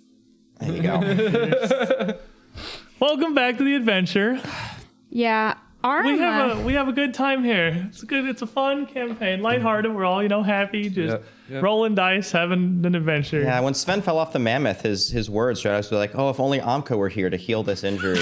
Whoa. I do remember him saying that. Yeah. Yeah, that was the thing. As he was falling, oh, where's Amka? Amka!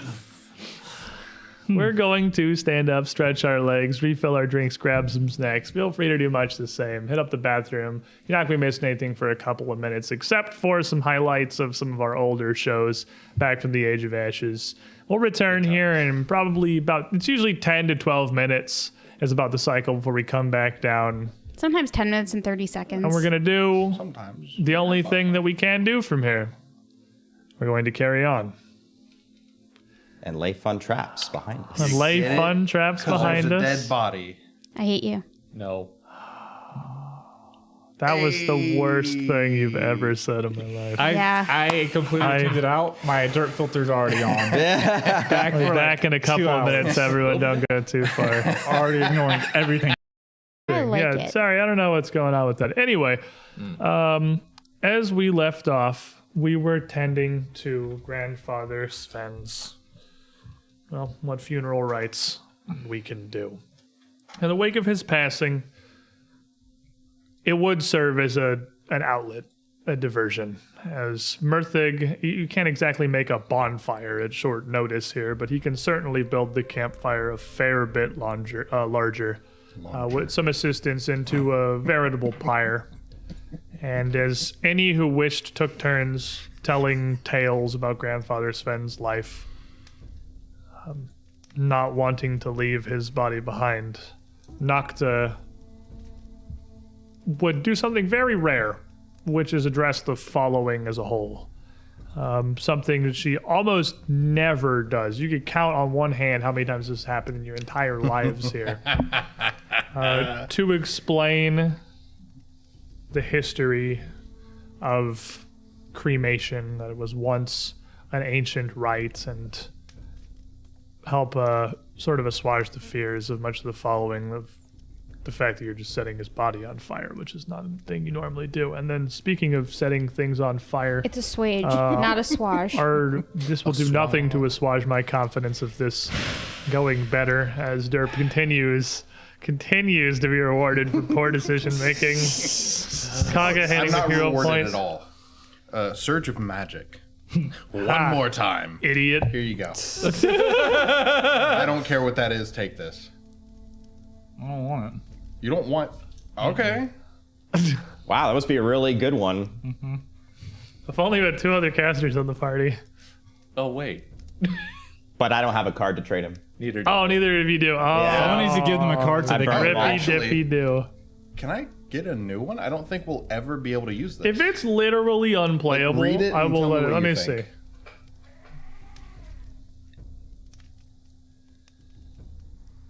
I don't think... That's a fine one, but probably not for this campaign. Yeah, I don't think... I think in this campaign that might just. Is that the one where it's like if you're casting a magical spell inside a pre-built stone structure that's been lived in inside a city?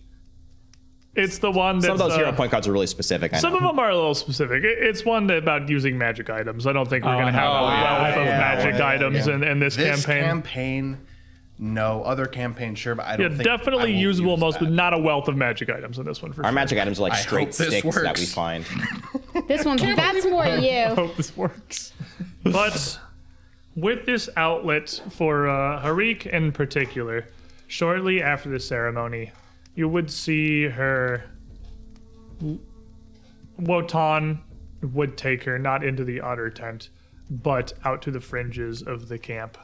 These areas are largely plains, but there are still some sparse little groves and spread trees and foliage. He would take her out away from bearing a torch away from the camp of the main fire, leaving the rest of the following behind to all grieve and deal with everything as they can. But we cannot stop here. At some points, we have to rest and we have to keep moving because the horde is definitely still approaching. So, the following day, we're forced to all quite literally move on as we continue our travails towards Gleaming Sun Lake. Where are we headed? Hill me out here. Yup. Yep. The hill down to the hill. So you would get the first day of travel getting you up into the foothills, starting to move many of your herds and your mammoths around through the area. It would be a process of 2 days for you to cover the ground that you'd covered in any of the previous days into this sort of outlying series of dells. And as you do, you would see the horde approaching, closing a decent amount of distance during these 2 days of travel. And we are, just by necessity of exploration, we're kind of day by day here. This is not a quick There's a lot going event. Yeah, and this is a long journey and one that usually takes you like the better part of the spring. The night of the Green Moon sends you back east for the journey that is through much of this season traditionally. So as you reach the hills and the horde approaches, where are you hoping to go after that? Move them to the hills so the horde approaches. Where are you hoping to go from there? Into the valley. The valley on the southern side, or Yes. We're going to do a U through the hills so Yeah. that they are forced to follow us, preferably through Through the entire yeah. thing. and as you And we're gonna travel- leave him some really nice surprises. As you travel into this territory here, into this slightly rougher terrain, the group of you being able to easily move out into this flat plain in a single day's travel, putting some rough between you and the mammoths. With a couple of days intervening in Wotan's assistance, Harik does calm. There's a fire ignited in her, seeming to have burnt through. She's not exactly back to her regular spirits, but she is maybe moving away a little bit from this "we will just fight them" crusade. maybe. Hanwi's totally, by the way, been like milking that little speech she gave to kind of like say, if you want to go make trap snare supplies while we're And working. as you travel, as you journey throughout some of these evenings, you are talking to these. You are guiding some people and constructing an amount of these snares, preparing some of these supplies, and certainly as the following trails behind you, some of them are being left in your path. At the moment, this movement probably inconveniencing some individual burning mammoths, but definitely not a concentrated enough effort to make any meaningful impact on the horde's approach. But they're probably mad about it. And That's what matters. that is truly what matters. It's about sending a message. From here, you would guess you'd be hooking up towards the river, as this is literally the only way that you could go. Yep, we'll be moving up into that next hill. The goal is we move down and it forces them to be like, I think they went this way, and they have to go through 3 Taking hill tiles. 2 more days of journey as the mammoths would, as you get to the mouth of this small stream brooking itself into a proper river. The mammoths on the outlying regions of the hills itself. We would be over 2 vertices from there. They would be on the edge of the hills because they would not have gone down because that's not towards the tusks. So they would have been over there. Yep. As they continue to approach. And it is at this point as you come around that you realize that they are not simply following your path. They are moving directly towards you. This is a hunt of their own. They are simply stalking towards the following. However, all of the hilly terrain that you have between you is going to buy you an impressive amount of time. And in the 2 days that the group of you move a little further, it's actually 1 day up into the hills there, to this conjoinment of rivers, I assume, is what you're going to up towards the north. This will be the first time that you've barely even seen this glow in the distance move, literally at all. They're moving so little, they're not even going to advance from that vertex today. That is some slow frickin' travel they have going on. So a question for you. Since not a lot has been happening aside from just movement, would I have been able to take time to possibly bulk up my weapon a bit? In what way? Basically changing it. Still a 2-handed weapon, but just a different one. Training crafting? Yes. Give me a crafting check. Because obviously I don't have a full 8 hours every day, Yeah. but over the course of Exactly. Over the course of, it is at this point been, I believe, over a week since the Green Moon. Nearly a week since Grandfather Sven's death. 5, 7, 8 days. Yeah, a little over a week and 3 or 4 days just since Sven's death. You would certainly have time to work in the evenings. You couldn't craft anything outright, really. That's a 19. So what are you trying to do? You have a bone greatsword, right? I mean, all your weapons are largely handcrafted bone, anyway, rock. minus arms. Just adding more to the end. Basically, great pick rather than great sword. Give it a pointy bit. I want to give a pointy Big bit, old tooth. like a big old tooth on it. Okay. Just finds it on the ground. Oof. Yeah, tooth. I wanted to, He's hungry. in the evenings, with Hanwi and with everybody's help, I want to start trying to dictate their path a little and hopefully guide them more purposefully into some traps that might be a little bit more consequential now that we've got a little bit of distance on them and we feel a little bit more secure about the knowledge of the route as it is right now. There have to be passes where they literally have no choice but to go a specific way. If we can make that way very inconvenient for them by backtracking a little bit and putting some obstacles in their way, it could slow them down and perhaps even thin out their number a little. Okay. You would, I guess, have a similar effect that the Hanwi's little guerrilla war is having here. Of the problem is that they're so close at hand in the grand scale here, visible distance, and always approaching. and you need to keep the tusks moving to make distance, that there's really not a ton you have time to do in days or even in evenings. So while you could certainly leave them some harassing presence, The point is to annoy them. we Yeah, are annoying them. Yeah. We will. They're gonna be very mad when they get here. Canyon full Obviously- of bees. 3 to 10, even optimistically, people leaving behind little gifts is not going to stop the horde, but it's going to make a lot of people, like the scouts and the foot soldiers, not happy. That's true. I mean, if the scouts don't catch it, it could make some other people unhappy. Like maybe a cook goes down. Oh no. That would matter a Cook lot. keeps a lot more people happy than a single scout does. So, Break the morale. how about the rest of you? Ozash, Verja, Amka, are you, as you're traveling, not even necessarily things that you're doing out of the way, but like as you're traveling now, leading this following, scouting out ahead and keeping everything moving through these traditional paths out to the east, like how are you? What are you? Do you have any particular rituals during the day, either to say screw off burning mammoths or otherwise?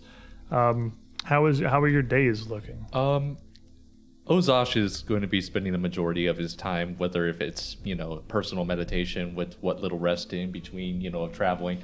Other than that, he's just going to try and be like keeping the morale up for, the rest of the party, as well as like, at the groups or whatever. Because like I can imagine, traveling over a week is just grueling and not fun. And we just lost, a very, huge figure. And so, Ozash is just trying to keep everyone in high spirits and keep everyone going, keep them motivated, It's also much faster. Again, I will restate this just for total emphasis. You're going much faster than you normally do. Like this journey is one of an entire season and one that's generally leisurely, but the following is moving about as fast as they can possibly keep it going to try and outpace this horde. So it is a much more grueling journey than it has been in years past, even if the trails you follow now are ones that are familiar.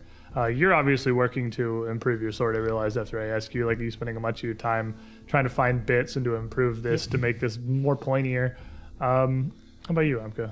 Amka, of course, rises with the sun, so before we go off to do all the rituals, but then when we get back, she's one of the last ones to go to bed and to bed down for the night. She visits every single person in the following to make sure that they are okay, that if they need anything to tell her, and to do prayers with them to Sister Cinder or any other god they want to pray to, just to make sure that everyone is as okay as we could be in this terrible, terrible, terrible situation. With Grandfather Sven's passing, there is no de facto leader of the Broken Tusks, nor is there even one of Falcon House. But given the current events and the urgency with which you travel, no time has really been dedicated to filling either of those holes. The Tusks currently travel with no proper leader. Though after Harik's outburst the night of his grandfather's passing, she has, more than anyone else, sort of become the one that the following is looking to. The one that is sort of unofficially leading the spirit of the Tusks, if for no other reason than as the song singer, she is just such a powerful personality. She's such a powerful force, and she is something that is very easy for everyone to rally around. As far as Falcon House, they go about their business as they have, but now with no Mammoth Lord and no official leader. Just bigger things to worry about. So, actually, a question just out of curiosity. What happened to Sven's mammoth? They just let him go? Or Sven's Mammoth is still with you. It is... Crispy. It's a little burnt. At this point, I would try to make her feel better. they would have... during the first day's travel, or maybe it wouldn't have been, like I said, it would absolutely be a super high priority, possibly one of the top priorities behind tending to literally Sven. They would have clipped most of the burnt and singed hair along the side of the mammoth where it caught fire down fairly low, leaving it looking almost half shaven up one end, and you could still see this gnarled roll of burnt flesh atop its back where the Burning Mammoth warrior had mounted it and then enacted the name of his people. But But that would have started to go down. The mammoth is definitely still with you. It has no mammoth lord, but it still follows along with the following. It still comes on. The herders take it like they do anything else. But it follows as faithfully as it always has. Even without its rider, that mammoth, perhaps guided by his very spirit, is still as much a part of the following as it ever was. That's good. That's good. As an herbalist, is there anything I could make for him that might make the burns feel a little bit better? He might, just to comfort him, if nothing else, just to take the pain away. It's unlikely you would be able to do anything that the healers and the herders couldn't do. But Not to mention, such a large creature would need way more than you'd regularly find. it's a lot. It's a big boy. Mammoth's large. Now that you're traveling along the river here, you have access to fresh water, which is always nice. Fresh water from these streams and these rivers that lead to Gleaming Sun Lake, which is named as such for how pure and blue its waters are, is fed largely by these two streams. So the streams on the east, one of them feeding in from the grandparents to the mountain, and the other one trailing out towards the north, kind of a confluence of all the other streams as they pool at the lake. But this afternoon, it would be early afternoon, as you reach this intersection of the two western streams, it would become very apparent as you approached to refill your water skins, or even just as you journeyed to this little nexus, that something was a bit amiss. The waters of the northern stream, as they flow down, are... well, they've got a bit of an odor. It's pungent enough that approaching the river, you can smell it coming up from the water. In addition, you can see numerous fish bellies just sort of floating down this northern stream as they join into this larger river feeding the lake itself. We pissed off the goose. The smell, what is it? It smells vaguely acidic, almost like a rotting citrus, like sickly sweet, but nauseating. The whole river? Well, like the bit of the riverbank. I got as you get close to it. It's not like you could smell it from 20 feet out, but like you come in to refill your water skins, you can absolutely smell it. You just hit a smell cue that I know. I do not like that smell at all. Oh. It's not a pleasant smell. It is not a pleasant smell. Can we try to follow It's not like overwhelming. The water's But not it's flowing like orange or localized anything. here, right? It's this spot is contaminated with something. Right. Okay, it's not like the river is suddenly poison. Well, I mean, it's not this specific spot. It is the river. It is like the bank of this where it flows. Can we follow it up and try to see where the pollution is originating from? That would be the probably logical answer. Otug. Otug just barfing into the river. Bath. This is what happens. That's true. Otug literally just bathing would probably produce this result in the river. But as the group of you start to travel upstream, the banks of the river being a fair bit more heavily wooded than most of the plains around them, as you know, banks of rivers are wont to be, source of life and all that. We're talking about tiny tributary, correct? No, you just came up. That's the northern tributary. So it's a big tributary. That's okay. Got some stuff going on with it. And the lake is downstream. Yeah. From The lake is these. downstream from here. Yes, Whatever they're flowing down goopy towards goop the is lake. here is going to lake, which is bad. Which is bad. Which is bad. You would travel upstream for. Well, let me start here. What are you all doing as you travel up this river? What are you looking for? What are you thinking? What are you doing? Obviously looking for somewhere where there's less fish bellies and Seeking. nasty smell. Water that sucks less. Okay. Water that sucks less.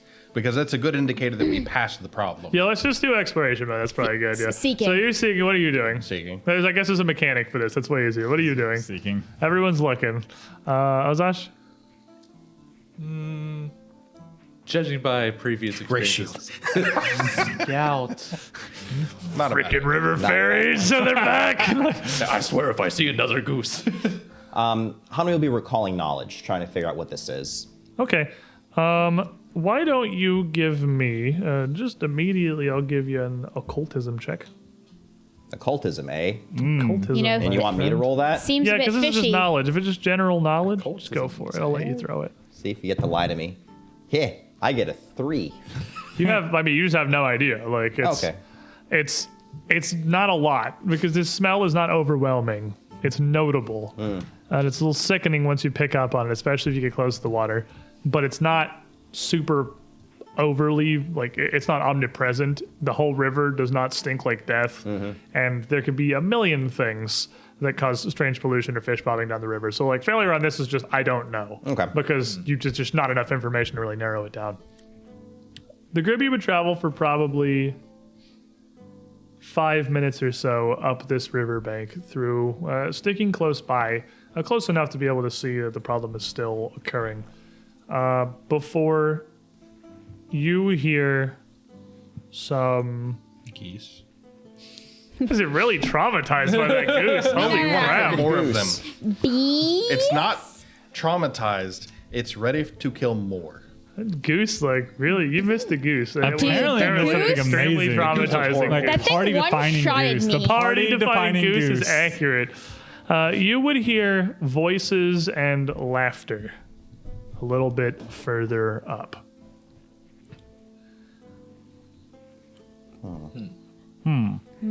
You've got a big thicket in front of you here, but as the edge of the riverbed kind of splays around, it's still a bit like of a rocky shore. Sometimes it juts up into small cliffs. None of them are particularly tall. There appears to be a clearing along the bank past this thicket, so you can't see the source of it yet. But you definitely hear what appears to be several people, several voices. Let's try to flank them. I'm gonna switch to avoiding notice, and I'm gonna try to circle around. I could slip forward and wear a more subtle form and see if I could catch a glimpse of something. Let's do both. I remember it being sort of like open-ended. Like you can make up an exploration activity. I mean, yeah, if you have an idea, throw it at me. It's a tabletop role-playing Yeah, game. Everything's I'm like- open. That's the point. I'm assuming that this is not going to be good. Can I be ready to like intimidate people? Like, can I be ready to Rehearsing like his lines. show up and Battle be, cry? like sort of like battle cry, but Battle more Cry is literally just a getting level. their attention. Is Battle Cry just straight up a level 1 feat? It's a skill feat. Level 1 skill feat? Yeah, Is it a like- skill feat or is it's that level 1? No, they're always No, it's level high. one. I thought that was you high have to be level. expert.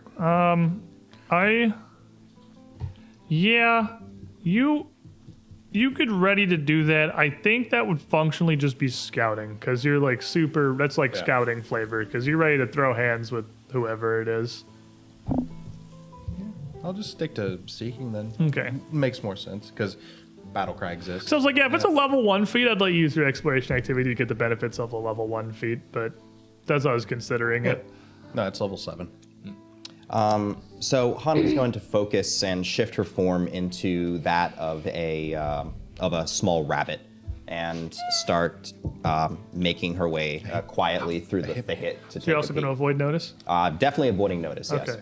She doesn't want to be lunch. So why don't you, avoiding notice, lads, give me some stealth checks. Yay.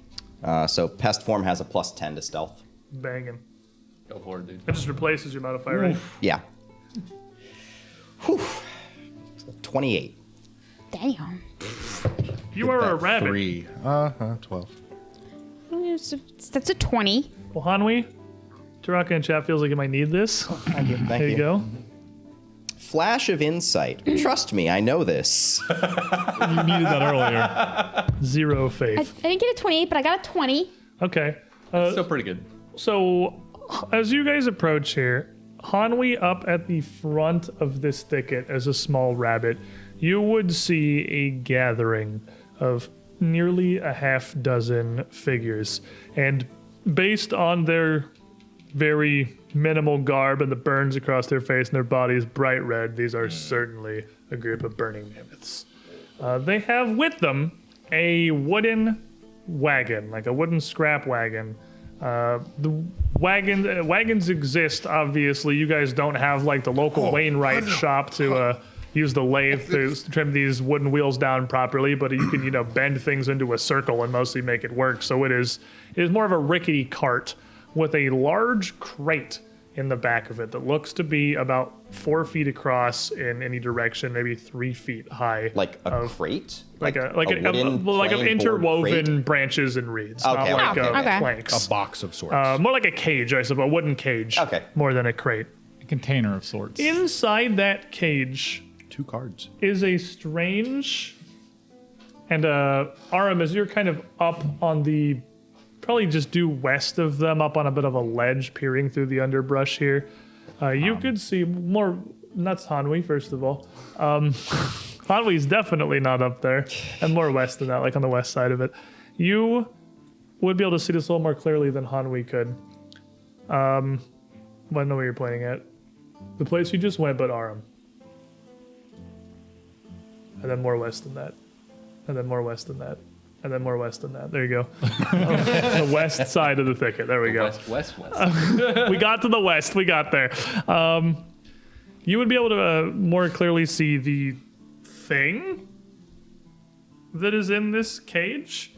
And it is a weird thing that you certainly don't recognize exactly what it is. It looks like a pile of sort of molded vegetation, like it's starting to rot.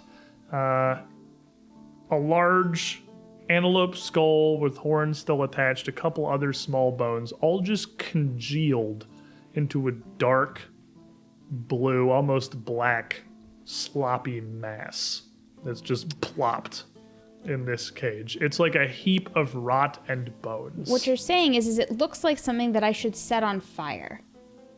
It looks kind of tarish. It looks like it could very possibly be flammable. Well, it's more like that shouldn't be allowed to exist. Exactly. Banned from being alive, thank you. But both of you would definitely see 5 burning mammoths gathered around. 3 of them, but you've seen a few burning mammoths at this point. All of them with a bunch of spears and javelins slung across their backs. 2 of them bearing those large bone-bossed hide shields that you had faced down at the Green Moon Festival. And Ozosh for beating people, a card from Taraka. Woo! Thank you. And another, my first hero point ever redeemed to Ozosh. Oh, thank There you you. go. Hashtag you never forget your All right, first. so the first one was protect the innocent. I can't save everyone, but I can save you. And the second one is kill the innocent. I'm the innocent. Distraction. Now you Yup. see me. Now you don't. But they are No, I got an amazing card. laughing and talking amongst themselves. Most of them are near the wagon. A couple are near the riverbed, just using their feet to kind of push sand from the bank, just stir it up out into the water a little more. The one nearest behind the wagon has what looks like a short bone, like almost like a machete, in his hand, and is sticking it through the bars of this cage and like sloughing off little chunks of whatever this thing is that plop down onto the ground while the other 2 are kicking it out into the river. Oh, okay. That's Aram? pretty straightforward. Yeah. This isn't a very fun game. That's about all the evidence I really think I would need, right? It's very clear what's happening here. Not a subtle operation, this one. Nothing the mammoths do is subtle, now that I notice, actually. I feel like Hanwi and Aram will both be close enough to hear that the 2 of them are joking about this thing. This thing that they have in the cage. And each of them is trying to come up with an increasingly more ridiculous comparison to what it smells like. And they're having a great time. Someone's having fun. Well, Hanwi's going to hop away and go rendezvous with everyone else, because this is pretty straightforward and easy. Aram is gonna stay there and kick off the festivities. How far away are we? You're on the south side of that thicket, so you're just barely off the screen. We might have to zoom it out a little bit because you guys got a decent eye distance here. I'm gonna come a little bit back toward the party, to the point where I think I could probably signal one of them with my hand. You are hiding. What I'm saying Those is are incompatible activities. Right, but I'm saying to the point where if I was going to signal, that they we would will be able to see me. Okay. You would have to come all the way around to the south end of the thicket. To do Right that. there. Yeah. That's like all the exactly way- where I When you want to stand up be. to shoot, we will see Exactly. Exactly. standing up to shoot. Yeah. And Pretty good signal. yeah, and then I'm gonna load 2 arrows, and I'm gonna fire at the one who's closest to me. And as you, all 4 of you, and the burning mammoths together see Aram rise up from the brush So here, here's what I saw. bow loaded. Oh God. Before Howie has the slightest chance to explain what's going on, everybody is gonna roll me some initiative. Need some footnotes here. And I'm still scouting. And you're Plus still one. scouting. Still scouting. Yeah, take your +1s. Ooh. Yeah, Hanwi's a little bit caught off guard by Aram's immediate descent into violence. What do you got, Howie? I have an 11. Woo! That guy's my prey. How about you, Ozash? 23. Feast and famine. Verja. 16. I guess I can put Amka back in the mix now. Aram. 13? Man, it's almost like we just evil doers. commenced festivities with 0 preparation. Amka, Exactly. 17. that is higher. Sometimes you roll a 4. Well, Ozash is up there. Where are minis? I have quite a few. I have 3 minis for people who I mean, us too. Thank do you. not have shield. Oh, your minis also. That's fair. We too I didn't know if we exist. changed things up and the minis are just being lonesome on the back table. And then I got 2 minis for the 2 that do have shields. Shields. 2 that do have shields. There should be 5 of them. There should be a 5v5. It should be 5 of them total. And let me see. The 3 of... It's about like horizon range to me.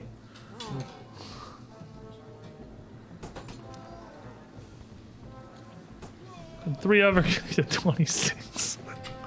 Of course they do. So like, whoa, who the heck is that? Aram with this rustling on me like a 16 because your initiative was to hide, so you're just absolutely flopping through the brush as you come up, and they just turn like, what the hell? And then see everyone and are like, oh crap, things are happening. The 2 with the shield Maybe all the way with the 2 if it weren't for the meddling kids. get an 18, You could turn into a dog. which I believe puts them in here. Not yet. Oh, What'd you get? 17. So, 3 of them immediately seeing the group of you here, well, seeing Aram at the very least, who is the closest, are gonna call out and get the rest of their group's attention very quickly, as the rest of you have not even seen this pack yet, save for Hanwi. Aram, you would see literally all eyes turned towards you. So you can see us. You can see And us. you can see They them. can see you. Everyone sees you. Good. I have a villain point. Watching Dan her. Bennett 360, poor squid, no hero points. Desperate swing. Yeah, they killed my grandfather. I'm feeling pretty pissed right That was now. like a week ago. Come on. To be fair, they didn't kill him. The fall did. But the 3, I guess I gave them to you in the wrongest. Oh yeah, no, I gave you. Let's do this so it's less confusing. I know you already set everybody up, but I just realized 2 of those hot weapon tokens literally have shields. Give me back the weird bugbear in the middle. This Okay. one? Yeah, give me that guy. Oh. Take this 3rd orc with a ton of spears, and orcs with tons of spears can be spears, and people who literally have shields in their art can be people who have shields on the board. There we go. Perfect. That works. Problem solved. Shields are shields. Spears are Drawing their spears. spears and moving a bit down the bank. The one spearman closest to the bank is just going to kind of end up moving basically south like 10 feet before loosing a spear, sailing out towards Aram as he stumbles to stand up, I guess getting his pants caught in the brush here. And the other Do I get 2... cover? No. Aw. It's just difficult terrain. It's not like massive trees. It's like just a Well, I thicket thought- of undergrowth. Maybe a light cover. Thank you. The other 2 also drawing their spears and rushing forward before a salvo of javelins. The group of you would all see just flying past Arum here. Each of them having to get the draw and then the move, so they're all getting. See why people almost died. It's this. It's a lot of this. It's a lot of this. We're doing level 2 things. Yeah. Is this level 2 thing? No. No. No. No. Well, it sure was nice to have a 4-man party. So we got a 19, a 21, and an 11. The 21 will hit. Okie dokie. One of these javelins from this flurry managing to actually catch Arum here, dealing 7 points of piercing damage before he can really get his bow ready. As you see him get it kind of like stuck. He's got way too excited to go there. Now, Ozash, you don't know what you're fighting, but you're clearly fighting something because of like an entire battery of javelins just flew by. Yeah, I was about to say, I at least see the javelins going, somewhere, and knowing Arum, I'm like, shield up, and I'm gonna get as close to the group as possible. You're right here? Yeah. You can get all the way to there, because I already counted. That's perfectly fine. I'm gonna get up there, shield at the ready, and as I'm coming up there, I'm like, hey, look at me, come at me. I am Bait the in my shield now. And the two in the back who have the hide shields on their arm kind of just like incredulously slowly turn on. One from the riverbank, literally still with his foot in the water, where he's just pushing it and just looks over. The other woman, are these tusks? And one of the spearmen up front, as he's reaching for the other one, I told you they fought forward scouts here already. They're I told you so in there. both going to draw out their spears as well and rush up towards Ozash, coming up on either side of the spearmen he has closed with here. Got a bunch of guys, a bunch of stat blocks on different pages. And as they rush in, the first of them is going to, the one from the beach is just going to kind of lunge out with his spear as he stumbles forwards. Stumbles forwards for a 13, absolutely doing nothing. Ozash saw it trying. coming a mile away. And then the other one, rushing forward on his flat ground here, shield down in front of her horizontally, puts her shoulder down much as you've seen before, and rushes to just slam into you with this bone shield bus. For a 20. He kind of locks it in with shield to shield and just pushes him back. And as you do, she doesn't really get a good catch. So the shield kind of pushed off to the side. Neither of them have their shields actually raised. They're sort of caught confused here. Don't seem to be terribly aware of what's happening. The woman calls back, they can't be burning tusks. They're holding weapons. Idiots. Amka. All right, then. This is what we're doing. May the truth of the first dawn, the light of the first dawn, guide your strikes. I just slap his weapon. Oh boy. Magic weapon. Boink. Boink. I would like to point out, I have a fatal D12 weapon currently. This is gonna hurt. Go to town. This is gonna be fun. Go to town, friend. And then I'm gonna move myself. You don't even see what's happening. You just hear these voices. I hear You spears, fighting. You hear slams. I hear Arum scream probably from getting hit by something. You see Arum take a javelin. And I'm gonna move. Ah, this is a good view. This is.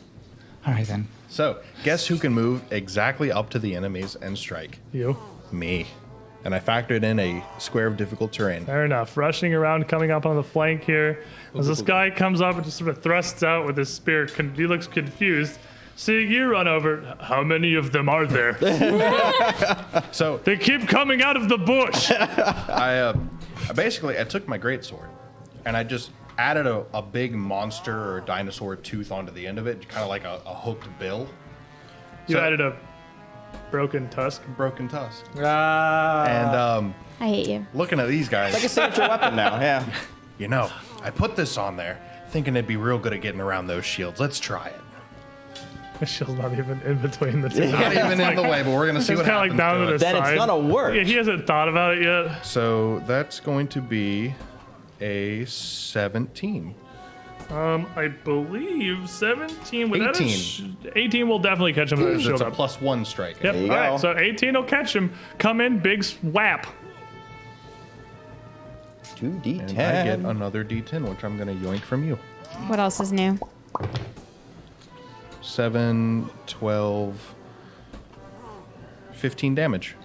And with that pretty resounding blow, that guy staggers pretty hard. That's a big old golf swing. It's not going to cut him down in a single blow, but it's not going to be terribly far off of that as he frantically kind of panics to get his shield up between the two of you. Aram. Aram, taking the spear in his shoulder, but almost seeming to be happy to have some pain, physical pain to focus on, will kind of shrug it off. And he was already aiming for the guy in the back. Will take the 2 shots that he had planned to take when he stood up. Okay, furthest one back. Blink, blink. Blink, blink. Pew, pew. Hunted shot. That's going to be a 21. 21 will hit him.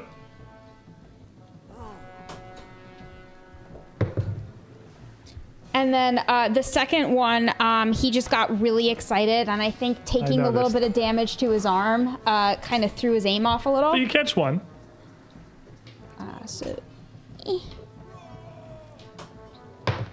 Oh, he will take 7 damage. Okay. And then once again, he'll pull another arrow and he'll fire another one into the guy. Pincushion time. Pew, pew. Shoot mini arrow. For a 17. 17. Oh, no, on it. wow, that was I dumb. like- No, it's... On your third attack. I was I'm like, sick. what'd you no, roll, a this is 20? my second attack. No, it's your Your third. third attack. Hunted. So you're minus Blink. Your 6. third, yeah, it's your third Minus 0, shot. minus 3, You minus just shot 6. 2. This is 3.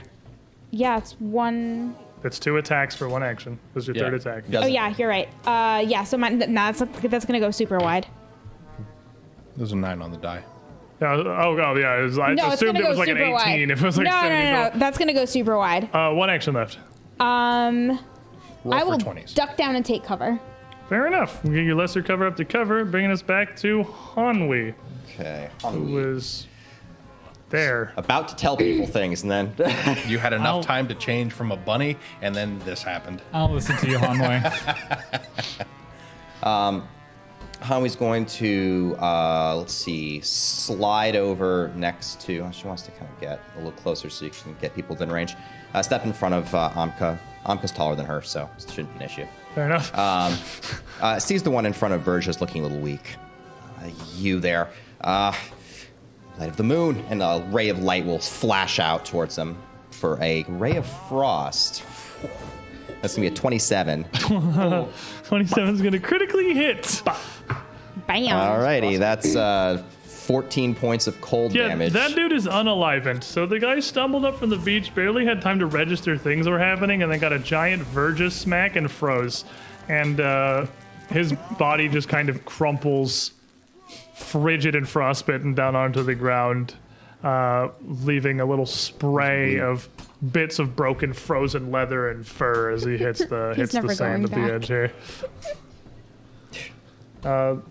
He really blew it. Our spear crew, the one in the back who just got hit by Aram, is going to pull out another spear and throw it at Aram. Screw you, 15. I'll show him. He doesn't. I don't even see But he it. draws out another spear. You know, Another that- spear. That would hit me. That would hit you. Whereas the one a little in front of him is instead seeing you kind of duck down the bush, just going to pull out a spear and charge up into the bush with you. Second one? That's the shield guy, that guy right there. Yeah. Yep, straight up forward, closing the distance with Aram. And he's just going to take his spear in both hands and just thrust forward into this undergrowth Oh, what? for a 25. That will Dude. definitely hit. That would crit me. Don't let He's that going happen. to take 5 points of piercing damage there. As a third Javelineer, who is kind of in front of everybody, as who's right in front of Ojash and sort of offset from Verja, is going to reach back for another spear, pulling that out. And guess he's got big shield. He's got giant cleaver man. Giant cleaver man, way more intimidating. You're getting a poke, my friend. Just leave it to Cleaver. Poke. 26. Just a normal hit. And 21 is the -5. 19 and a 19, true combo. Dang.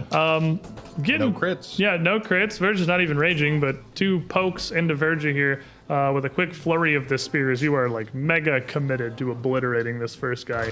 You are going to take a total of 12 points of piercing damage over 2 hits, if that matters to you. Not until like level 12. Yeah, like I didn't. something. You also had to be raging anyway, so I didn't think it did, but just in case. Which brings us back around to Ozash. Yeah, raging resistance takes a while to kick in. So let's see here. Well, since it worked so well last time, Earth beneath me, tremble, be Fusk. He's gonna cast Shockwave and the cone. Absolutely, you can just hit all 3 of them. No Yeah. problem. Is that reflex saves? Yes. DC is 15. Okay, I got 2 regular successes, Okay, so they're just flat-footed. and that's the 2 Spear boys. spearmen, and the shield lad is also going to all regular successes. So, bunch of flat-footed throughout the party here. And Beautiful. then, better safe than sorry. Last action, shield up. And as I put my shield back up, I'm like, Verja, have fun. So you sort of shoot this quake, and the woman with the shield, you fend her off perfectly fine, and she sees her ally explode immediately.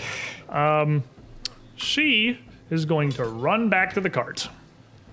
Oh, the one shield. And as she runs back over to the cart, gets up next to it, you see her raise up her spear and almost swing down, chopping with the tip of it, just sort of hacking at the corner of this cage. And she can take her last 2 actions, just trying to force off one side of this cage here. And as she does, the blob inside, it's a cage you can see through it, but it seems to be a very thick, like tar-like essence. This is gonna out the side a little bit towards the edge of the wagon. Oh boy. And it is going to blob out as a weird oozing slime beast. It mostly just oozes, but part of it starts to kind of rise up and move as it's freed from this restriction here. And being the totally mindless pile of weird slime that it is, Food. it is going to immediately attack the lady that just let it out. I like this thing already. 3 times. Hey, you know the things that are slow and you don't want to be next to so that it can't use all 3 actions on you. It's going to get a 19, which is going to hit. It's going to get a She's also 21, flat-footed. which is going to hit. Yep, and they're all It's flat. going to get, oh my god, an 18, which is going to hit. You know, the creatures that are very slow, you don't want to have all 3 actions to hit you because this happens. And holy crap, I can't believe that that's what high rolls those were. But as this thing comes out, you see a side of it just sort of roll up over the edge of this cart and just slam down on this woman like a wave, who was very focused on trying to get it out to unleash it on you guys, with no consideration for the fact that this might happen. And she... Didn't she I know would that, free the thing I've been stabbing with a spear and laughing about the whole time. Didn't she know that nothing could stop the ooze? She's going to take a total of 14 points of damage from just the actual hits. You're going to see it slam into her, and it just hits and hits again and just pushes down, pulling more and more of this mass, this molded vegetation and bits of bone up over her. And it looks pretty forceful, but not lethal. However, you will absolutely see her crumple under this assault to Oh, lovely. something worse, perhaps, than just the physical impact of the thing itself, as it slimes up over the edge of the cart and fully subsumes over her as it shoves her down to the ground. Amka. What is that? Oh, gods above. I'm gonna take a little step forward. May the fire stay stoked. I'm just gonna go ahead and cast a heal on Varja because he took a hit. I'm paying attention to him taking Got a little hits. poked. He got a little poke, so we're gonna. Should have put me in range. I'm in range, right? You were in range You were in before. range where you were. I need to move up a little bit though. Okie dokes. I can't believe it hit all 3 times. I can. That's such high rolls. You heal for 9. You got a 1? Yeah, I got a 1. Still better than none. Armor, you okay? You're okay. You're fine. He's been hitting the head worse than that. That's turn. Lerja. So the one in front of me stabbed me a few times. He gave you a couple good pokes. And the one over there poked Arum and hit Arum with a javelin. I think I might be a little angry. That's fair. It's a tiny, Reasonable response. tiny, a little frustrated. It hurt a lot. Getting Feels stabbed. better, but yeah. So we're gonna rage. That's fair. I'm keeping my tank. Let's see how you take it. Javelin man in front of you suddenly very afraid. I told you they'd be here. Well, let's see. That is a 22 to his flat-footed. So I'm pretty sure that hits. Definitely gonna hit him, yeah. That's a 7 and a 9. So 21 damage. That man is dead instantly. That is just absolutely obliterated by this swing. So now And, that that's dealt He's with, literally like turning away from you. Burga! You chose poorly. I am going to move around Ozosh to put this poor man in a bad position. And this guy's pretty focused on running down Arum here and doesn't even immediately seem to notice you've come up behind him. 3 actions. Oh, Rage you moved attack again, right? move. That's Oh, true. That's yeah, true. rage attack. I was ready for Right, I it. forgot. I always forget rage is an attack. Arum. Arum is going to drop his bow and arrow, and using Quick Draw, which is his new level 2. Quick draw, feat, good. is going to, in one action, draw sword and strike at the guy in front of him. Fair enough. Give me a smack. That one is also flat-footed. It's going to be a 17. 17 will hit.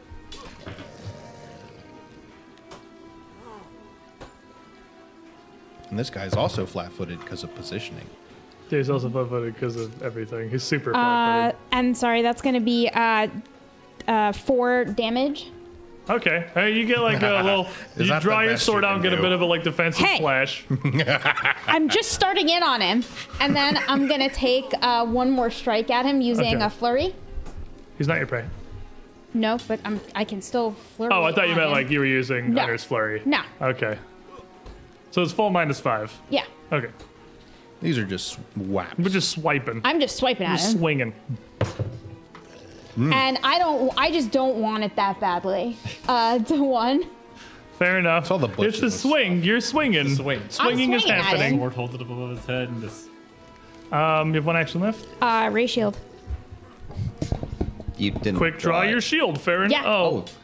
You can't quick draw a shield because you can only quick draw an attack. Quick draw is actually kind of specific. It's Yeah. because it's quick Oh, draw. that's draw right. and Quick strike. draw a So you shield could and pull- punch with it. Shield then back you with wouldn't it. have- True. But you can pull, there's no way you can pull the raise your shield. shield. Yeah, I you will can pull pull my it shield out. out. and I will get pull it ready. out. All right, so Hanwi, as it comes back around to you, as this thing sludges out of the cart, you can see, you were briefly recalling knowledge inside. You didn't Yeah. recognize it for what it was at the time. I guess you switched to it when you noticed and you were seeing it, so you were never really recalling. But you can see that it not only leaves kind of a slick, grimy, dark, like a dark brown, almost black trail behind it.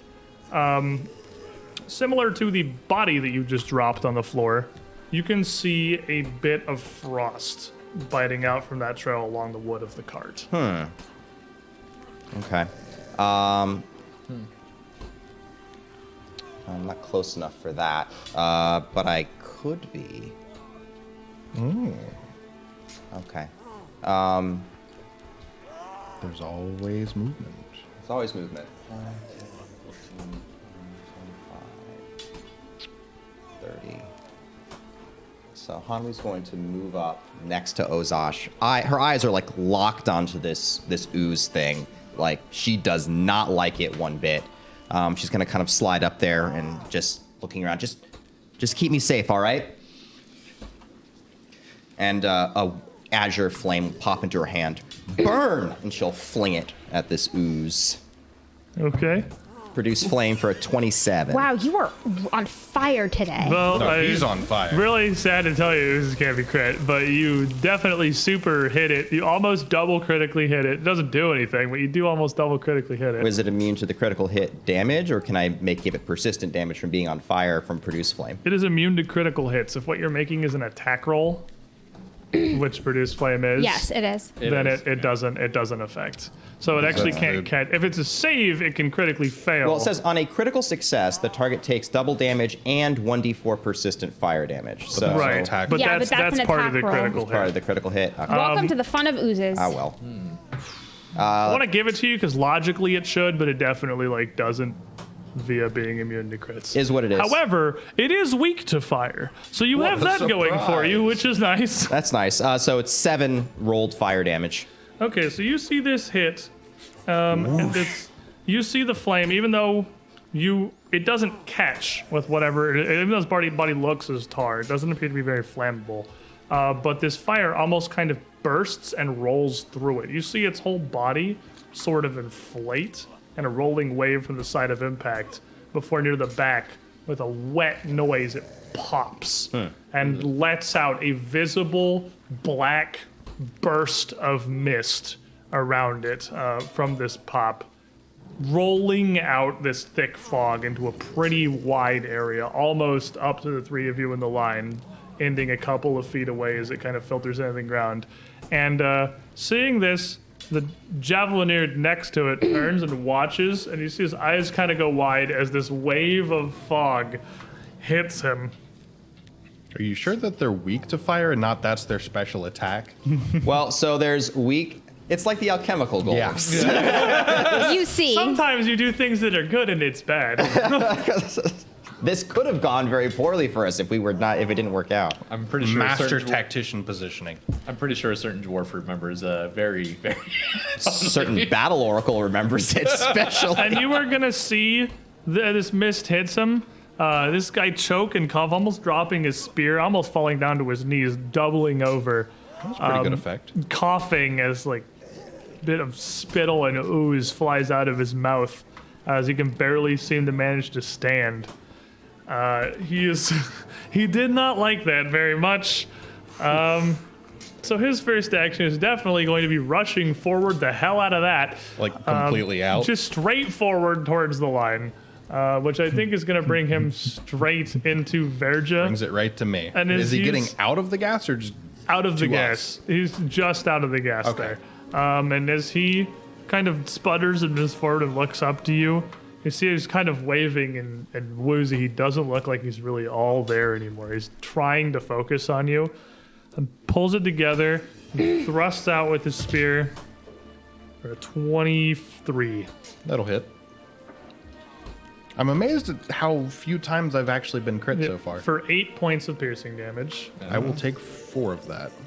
And then a Or second 3, actually. kind of desperate thrust for just absolutely nothing. He gets a natural one, gets the first one, and then just stumbles on his feet there. You see him choking back bile as he's trying to attack you. The other one is, this is a difficult terrain, he can't step, so he's just going to use a move action to move one tile south, sort of around Arum here, a little bit away from Verja. No escape. No escape. Sees you Hi. circle around with him. As he moves through the difficult terrain, I just follow, like, just outside of the Backing bush. away from this dude, it looks like he's trying to throw up on your feet. You know? I'm not even paying attention to him. Arum will chuckle as he You- sees that. You see some panic, and he turns back towards Arum and just quickly starts thrusting his spear, trying to remove at least one threat here. 20. Arum, that will just connect. Followed by 20. And That will also just connect. Are you rolling the bad dice? I'm rolling the Norse Foundry dice. Okay. With good the dice. cool wolf on it. And these well, you wanted to heal somebody else. 2 hits, one after the other, can deal a total of also 12 piercing damage to you. They're Okay. rolling very consistently on their I'm looking pretty bad. their damage here. And as he Not down. dances around Ozosh, I'm not entirely sure what this oozing mass is, but I'm going to play cautiously. Liter. So you're gonna see some electric energy crackle around him, and he just shoots lightning arc between the guy in front of him and the ooze. Reflex saves, please.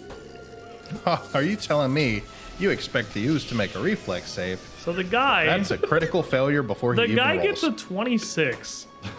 Oh, That's okay. well, Critical he's success. 25. Still a critical success. still critical, still crit success. So Drunken he monkeys.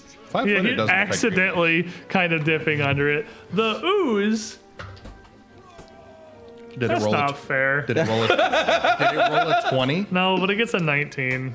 So it's gonna regular succeed. okay. Just That's impressive. That's Yeah, the- impressive for news. the That is- cloud around this seems to kind of catch it still being a wet cloud and jerk Yeah. your electric arc away from its much of its intended target. It'll take half though. This is where we figure out that on electric damage, it actually just explodes like a nuke. 3 Well, this is Or 1 is, I guess, if it's rounded down. I don't- 1. It is rounded down. I'm like, well, that did not Yeah, you exactly. see it just kind of spark across its hide. That did not exactly work the way I thought it would. You touched a doorknob after walking around in socks for too long. Pretty much. Gold shield. Pathfinder 2. All right, Just like so I'm not sure what. Don't diss the double shields. We've seen it work. We have. I mean, I'm just casting the magic shield. Isn't Yeah. it? so this ooze is going to continue to roll its way forward to the next closest target, Which is that, which is that guy. that man is not having a good day. Releasing this helped them. And as it kind of slimes its way up there, it's very slow. Again, you see the front of it sort of rise up, and this time stretch out a little more of almost a like a pseudopod, like a wide tendril that sort of just slaps down. As this dude's almost doubling over, trying to just stand upright. This ooze is on freaking fire. my God. It's gonna critically hit him. It's ice cold. It's not on fire. He's immune to that effect. No, I set him on fire. No, you didn't. That's you true. did fire I damage. explicitly didn't. It's gonna critically hit him No. for max damage. Oh, no. And just MVP. this slime is This an is the honorary member of Of the our Broken party. Menace to Honestly? society. Can we get a leash on a Yeah. pole so we can Can- like give seriously, it walk? can It we just name it continues Uzi? rolling up onto its body up my right God. in front of Ozosh. Oh boy. Oh god. This ooze is actually just the MVP of this entire fight. It's I got love more this kills thing. than the rest of the party. It's crazy. Apparently. What is that thing? It is not friendly. That is what I know. I don't know. I kind of like it. And you see it again kind of extending up now towards Ozosh, but it's definitely Afka's turn. It's definitely off concern. How far away from me is it? Enough. 5, 15. You could hit it with fire and you'd be fine. Art 25, for this 30. thing's pretty fancy, by the way. It's Wow, a really that's super cool-looking creepy. That's ooze, super like, creepy. Real creepy. That is nightmare fuel. Rhyme sludge. What a great name. I'm gonna hold my. I hold my. I don't need it. I hold my holy talisman up to the sun and reflect the light as I gather light into it. Elja, and cast fire. Produce flame at it. Okay. Yep. Yep. Fire good. Oh boy. Welcome to two. Stinktown. Yeah. 10. 10 hits it. It's an ooze. So It is. Oh no. it's weak to fire.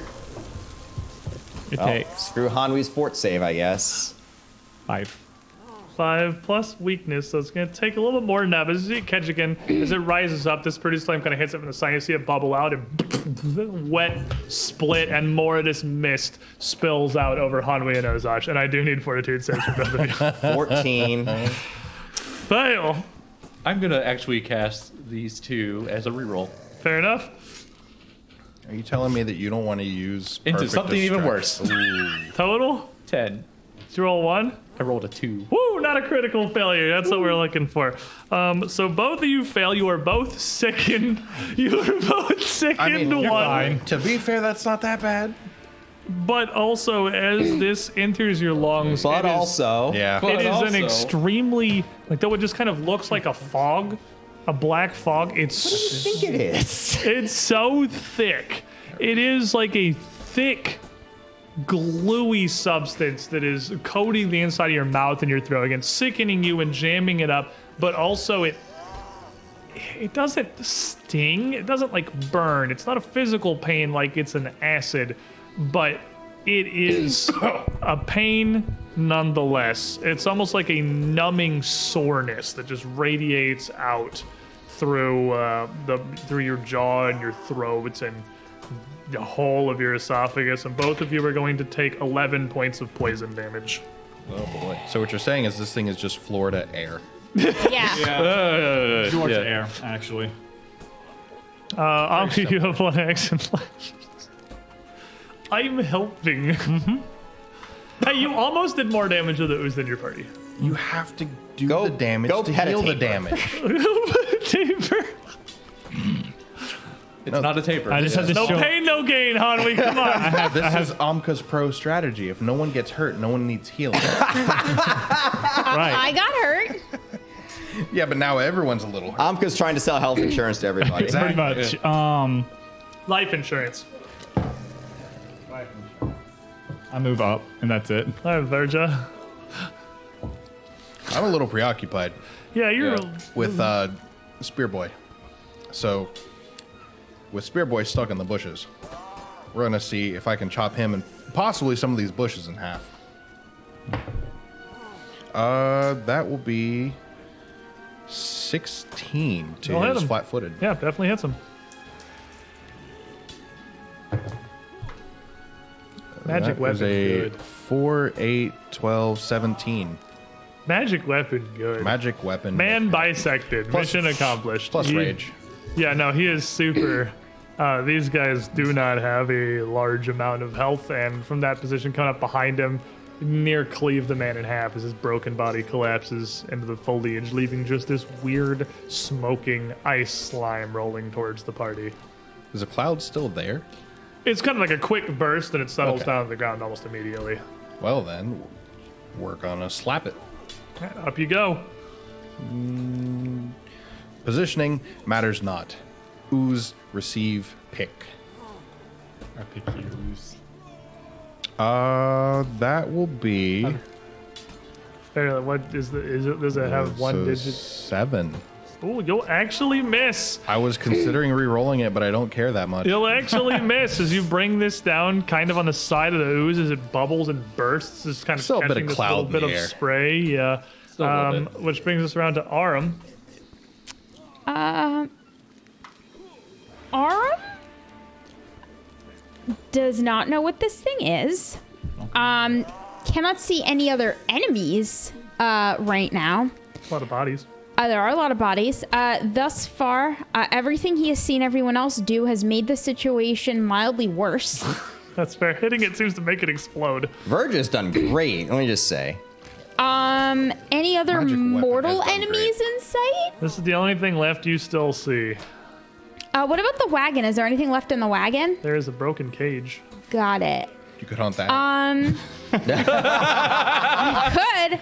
I'm gonna make my way up behind the thing.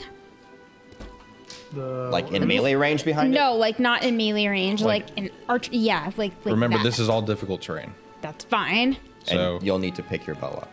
I'm picking it up. I'm putting everything away, and I'm quick 10. drawing. that would be 25, and then another move for 10 to there. Yeah, that's fine. Okie dokie. What are you quick trying? I'm gonna quick draw my bow. That's on the ground. Yeah, I'm gonna you pick it dropped up. It up would require Yeah, a third picking it action. up's not a quick draw. That's you have true. to pick it up. I'm just gonna pick it up. Hanwi. So Hanwi is going to fall back coughing behind Amka. And, More fire. I mean, hitting it seems to make it explode. So well, it's more like I'm not going to hit it when I have friends in explosion range. And Hanwi's going to retch to try to get this sickened condition to go Okay. away. Does it work? I don't know. Some- Maybe the You have check. to make a fort save. It's a fort Do you? save, Chief. Yeah. It says Which one lets you card. attempt a fort save. Yes. Oh, it's worse because of the sickened Yep. effect. Yeah, that doesn't just happen. You gotta still Gotta- roll it. All right, 10. No, No. he's still second. All right, and that third action is going to keep retching. Fonny's just fucking throwing up in the distance. Let's see here. That's for 19, 18. 18 with 2 actions of throwing up in the corner. You start to feel a little bit better. You still feel this kind of numb pain through you from the poison, but you are no longer sickened. Awesome. You little vomit comet, you. Secrets. He just runs off. Runs immediately away from the encounter, just throws up in a bush for 6 seconds. Ozosh. Reminds me of college. Oh, look at you talking with someone with a fortitude save. Hell yeah! Don't ask me to make, you all sickly. don't ask me to make a reflex save. It's just Nick and fortitude saves. That's all it Oh is. boy. Yeah. All right. Well, Virgil, I suggest you hold your breath. He just winds up his axe and it starts to ignite on fire. Samoy Hiti. Spell strike fire. Why? Why are you people Why are you all idiots? like this? You guys are You morons. see the fire working very effectively. It flashes through its body. It just seems to explode when it's hit. This makes perfect sense logically. Maybe he'll roll a 1. We'll see. I don't think that was low enough. No, I don't think so. That's a 13. 13 definitely hits it. Yep. So you hit it with an axe, you hit it with some fire magic. Because yay, I'm helping. Aura might be safe. I don't know. Not me. Well, the Look, good news is I rolled an 18 on my fort save. 4,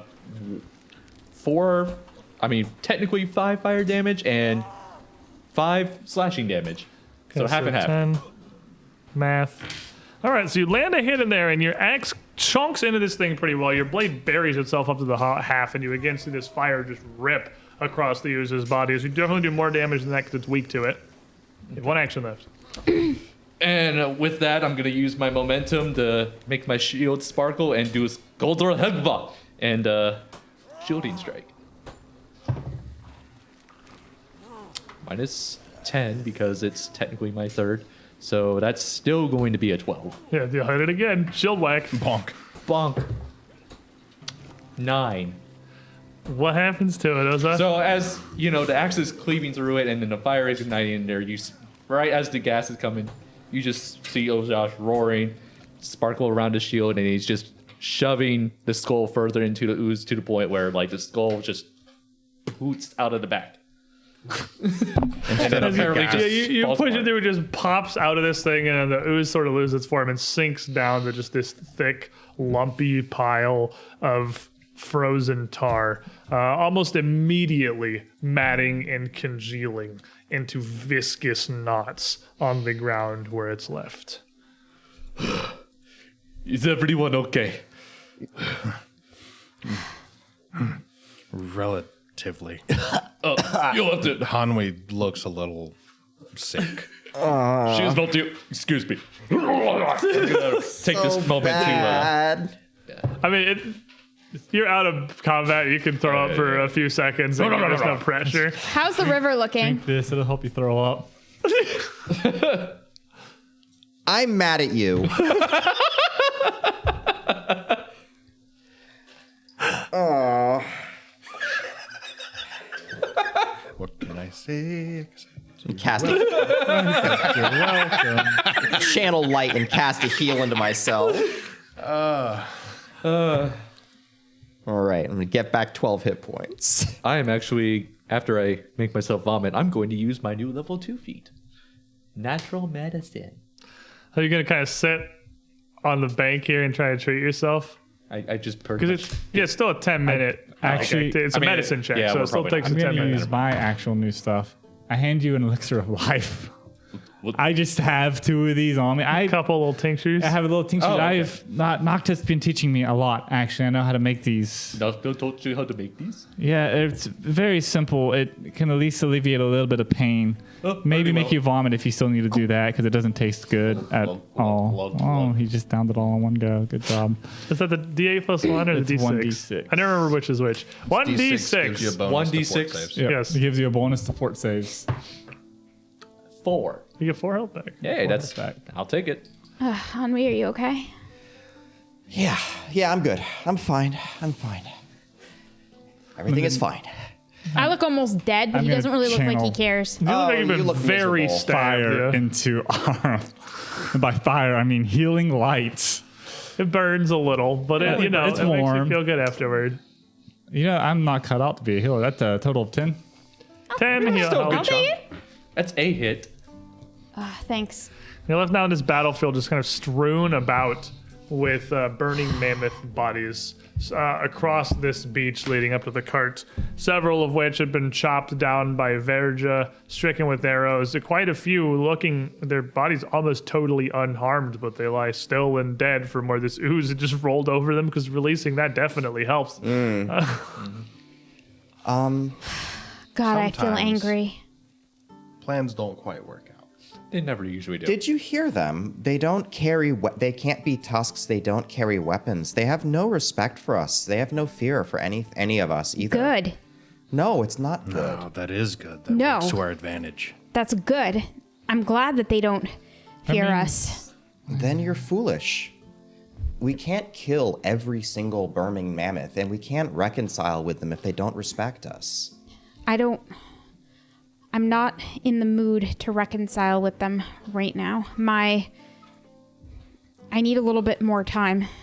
I'm still angry. I'm angry that there were years of my life that he could have been there teaching me, and now he's gone, and it's because of them. And you need to let me be angry for a minute. I'm not telling you to not be angry. I'm just saying we should use this. Here, help me. Or you don't have to. No, but what do you Verja, want? Here, pick up these bodies. Don't The need ooze. more stuff rotting in the river. No, of course not. But spear them to the bank. Other scouts will come and find them defeated. Fair enough. And I'll take their own spears and pin them up just in front of the bushes where they're not directly in the water. Yeah, not down like in the sand where they'll fall. Somewhere they'll stay. Yeah, somewhere they'll be found. And, And, they'll be like, oh, look, the Broken Tusks went and killed these people. Reasonable grisly facsimile of the spear that you and Barthen once found at the side of the river. I am going to take the opportunity and burn the cage where the ooze was kept and try to get rid of all traces of it. I'm staying well away from that cage while he does. I'm doing it by rage. I'm like, Actually, is there wooden? So Ozar starts throwing fire into the cart, and the wood of it Those wheels, can we save them? cart is on fire. As the first thing lands, What? it immediately in the part of the wagon near the end bursts into flame, catching spectacularly effectively, actually, like weirdly well. That end of the wagon starts to ignite immediately. after that, Ozar sees that, he literally just goes, my magic is not that potent. Well, we knew it was weak to fire. It's probably all the residue it might have left there. It was probably quite contaminated. I don't think we would have wanted to bring that cart back. I didn't want the cart. I wanted one of the wheels for something. But don't worry, I can make it myself. Now, the question I'm sorry. is, how quickly is all that pollution going to move?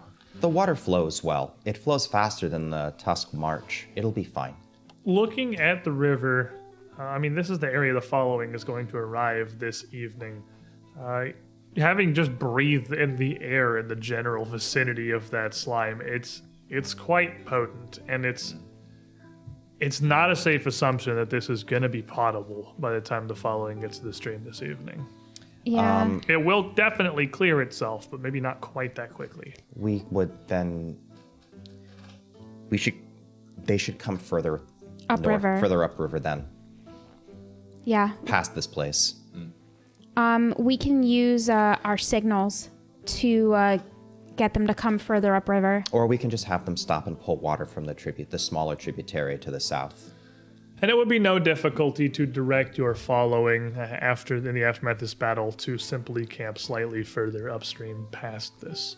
That evening, as everything is organized a little further ahead, up in the clean end of this stream, you're able to rest, gather as much water as the following needs, and prepare to continue your way down to Gleaming Sun Lake the next day, I believe. waking up the following morning as you move down to the lake, and the horde finally moves into the mountain tile, where it will be for another day after this before it can get out. You would come to the shores of this mighty lake, a lake that is a couple dozens of miles around. It is a fairly large body of water, one that you can see the far shore during the daylight and the hills rising behind it, but it is about almost as far in the distance as the torches seem to be behind you from the approaching mass. Arriving here, as you head out for the morning,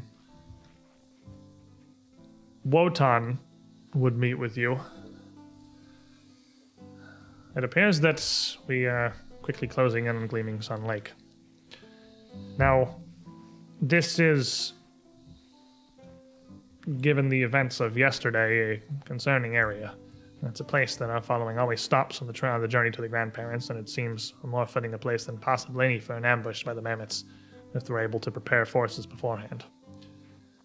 I think it will be wise to have the following hang back some distance, allow you time to reconnoiter the area, to ensure that the shores are safe before we all arrive.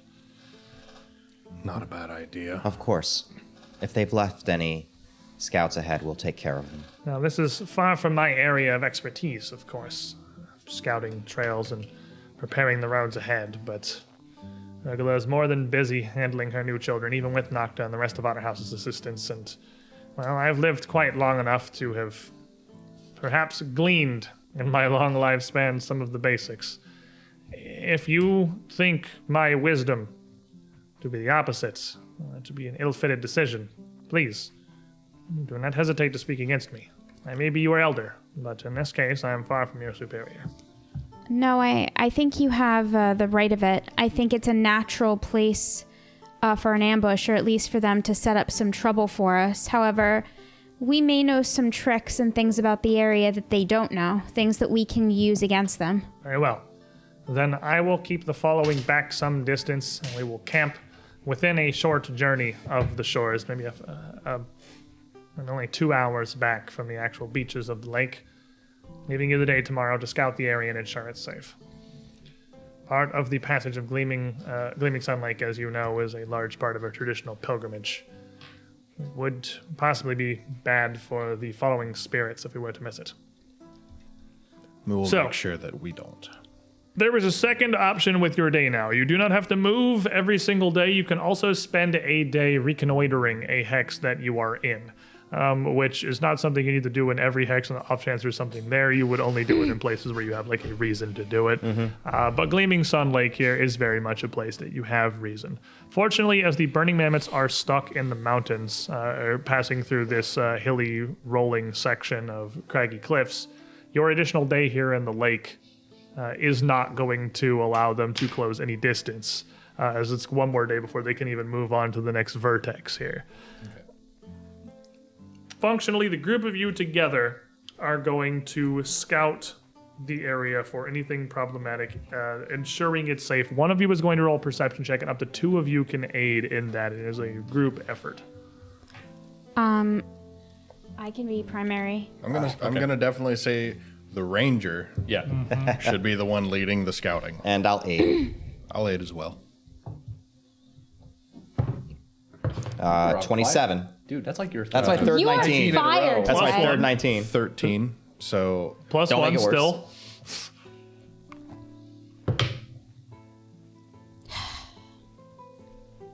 I'm not good at my job.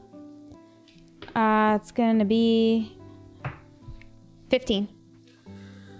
Well, the 15, as the group of you, now 2 days after the battle upriver with the Poison Bringers, scout around the area of the lake. You don't see any sign of Burning Mammoth ambush or anything. The edges of the lake, at least here on the northwestern shores, they are quite clear. There isn't a great amount of growth down by much of the lake itself. There are some hilly rises alongside the lake with some larger thickets and overgrown sections, but most of the land is low.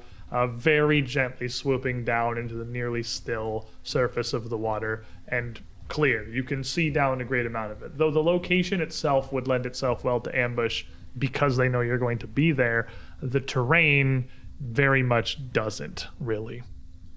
However, later in the afternoon, you do see something a little strange, which, as you're traveling through your ancestral grounds here, it is quite rare for you to come across another person. This is Burning Mammoth territory. You have places in your journey that sometimes you meet, usually twice a year, with some other followings around your path as you intersect. But this is pretty deep within the region that no other followings usually travel. Sal. There's a weird wagon to the lake. Why do I have a sudden urge to buy swords? But no, there is a man. It's Hal. He sells bones. He looks to be Pal's Pal's Bone Porium. Pal Boneporium. You see a Khalid man who does look to be indigenous to the area, maybe a little bit later middle age, bit of wrinkled, sun-kissed skin, Don't like him. a bit of a scraggly, starting to gray beard, and sort of thinning wild hair atop his head as well. Out in the lake, about probably 30 feet out from the shore. And he, at first, as you approach, and you can clearly see this figure out in the still waters from a good distance. Like he's swimming? Or? It looks like he's just swimming. Okay. You know that the ground slopes so gently that it's totally possible that you could even still stand out there. It'd probably be fairly deep. Maybe Hanwi couldn't touch the bottom. Maybe she'd have to do a little doggy paddling. But it is a very gentle slope into the body of the Gleaming Sun Lake. I see what you did there. Doggy paddling. K9. Oh, Fox. Why am just I... like the thing What? that you what foxes? Foxes are K9. Foxes are technically canines. I hate all Fair of enough. you. Really big leap. But as I you thought it get was funny, and so closer, did he. you can see that he is not swimming. He is kind of flailing. He looks like he's being dragged down by something that he is desperately trying to fight out against. Oh. As you come close to the shore and can really see this, he turns out your direction and his voice carrying across the water, "Help! Help me!" As he's kind of deep, far enough out that he's occasionally dipping below the surface and just barely his head and shoulders cresting from his wild paddling. I've got some help him. rope. If we all want to. I'll, Very far out, 30 feet out. Walk out there. No, I meant what I. comes in bundles of like 50 feet. Yeah, but you're not going to throw a couple from 30 feet But out I into the can tie lake. it No, around but my we were waist. going to tie it around somebody so that whatever it is doesn't drag us down with it. Hold on a moment, sir, and pull out a coil of rope and start. And I'm going to tie it around Ozosh, and then we're going to anchor him, and he's going to walk out there. Are you all just standing here watching him Ozark. drown while Aram very I slowly can't swim. ties some rope around this is- Verja? No, I want the rope tied around someone because that's a good backup. I'm going. Okay. So Verja's going out into the water. You can tie the rope around I somebody will- else, but Verja I'll tie it is- around myself then. You guys hold on. You want me to hold on to You something? three. Both just give the look. Yeah. I was about you're- to say, you as you're realize moving I out basically towards both him, of them. You're striding out into the water. Please help me quickly. Hey, I mean, this is weird. So you'll just make a perception check. Yeah, with like, motive. can I, know you it's guys clear want to. water, so, like, right? It's very blue water, and in the afternoon, it's a pretty bright surface. That's, bright is right. Natural one. 13. No idea. 21. Hey! Okay, with a 21 even, he definitely seems like he is Drowning. You can't super fake pulling against something in the water. That's Yeah, no. not a thing you can easily do. Well, you know what? He After is- the goose, I'm suspicious of anything that's in the fair. water If asking you're like me a for magical help. fake creature, maybe. But like he is not. There's something that he is definitely struggling against under the water. This seems He's definitely sincere. drowning. Virgil, be quick. Please be quick. Be careful too. I will hold the main line. I don't even know anymore. So is anybody else going out? Army I'll trying to water follow. against Yeah. somebody else? No, The rope? I'm tying it to myself and I'm going out with them. So I'm Okay. following So is Verja out. I'm staying by the shore. Verja heads out. Ozash has the rope. And then again, this man's And like I'm 30 feet following. out. So he's like all the way down. No. And and I'm Aram, following Megalodon. Verja. Aram would be out probably 10 feet into the water by the time Verja gets out near this man. Ozash holding onto this rope. It's attached to Aram. and just watching whatever. What are Hanwi and Amka doing? Watching. Also there? Yeah, I'm gonna stay on the shore. I'm not going in the water. I'm not going out there. I can't swim. I'll let Verja go out there and see Like what's 7 out there. times. I don't got the feats for swimming. You Nor the- don't actually. That's fair. don't. Big pass, please no. And as Verja gets up to the man, and what do you do? We just grab him? Looking around trying to see what's At this got point, him. you're in the water, and it's probably about up to mid-chest. It is, you can stand, but it is getting very deep. This would be like greater difficult terrain. Well, is he like within grabbing range? Am I adjacent? Yeah, you can get up to him, like. Grab. And as you kind of grab onto him, the man turns around to face you, and you see him kind of grit his teeth. And his teeth are weirdly square and blocky. And as he looks at you in a fraction of moments, we're going to learn someday about the face shenanigans in the water and trust I nothing told ever you. again. You see his mouth start to spread and his nose elongate as his skin starts to turn green. His hair erupting into a wild mane of almost kelp running down a massive body, rising up out of the water, almost like an oxen with a horse's head. See? This is why I don't You got trust your hands anything on in the side of water this thing's anymore. Face, I already know and what it this is. horse mouth kind of splits into a grin. I'm gonna need everyone to roll me some initiative. We weren't declaring exploration activities. I would definitely have 2 people literally just standing on the shore doing nothing. I'll give you scouting. Could I get a recall knowledge? Is what I would have gone for. Sure. Yeah, I'll take Okay. the scout. What's your nature modifier? My nature modifier is a +8. It is a Fey. I thought it wasn't a Fey. Nope, it is a Fey. Fey, No. horrible Fey I nonsense. knew what this was going into this. I chose to touch it. I knew what you were gonna say.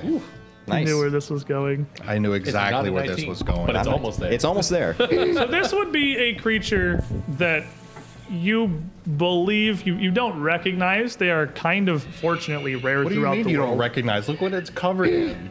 I mean, Nick has It's a an idea, kelpie. but It is a kelpie. That's an awfully kelpy looking creature. I mean, it's in the Help name. me, it's a kelpie. It is a Kelp it is me, Rhonda. technically a Fey as any other, but they are absolutely. It's not even like hateful creatures, really. It's just the thing that they enjoy. Like their version of Fey shenanigans is just murdering and drowning people. They have a great time with that. It's really fun for them. And they have the ability to alter their form to appear as a humanoid, obviously. And once a prey is in range, they just drag them to the deeps, never to be seen again. That's the thing the Kelpie like to do. Strong swimmer? Yeah. Okay. I was about to pretty say, strong. he's- Why would I not have athletics as a barbarian? worst And barbarian Titan ever. wrestler. So Amka, Yeah. 20. 20. Verja. 27. Woo, Verja's ready. He's like, I nah. rolled a 19. Fear. Aram. 18? Is it fear so much as he now wants to drag Yes. this thing onto land as revenge? Yeah, You're gonna just tug of war with this Kelpie. Hanwi, 27. who wants to go first? I think Probably it would the make guy that- sense for probably the guy Verja to that's go there. first. I asked and then it already started putting it down. Ozash, 16. you got 18? Yeah. Okay. Yeah. Was I'm a little delayed here. Wait a minute. That's a horse. Ozash, to keep him from drowning from the shore where he's holding the rope, Much take this appreciated. and stay alive.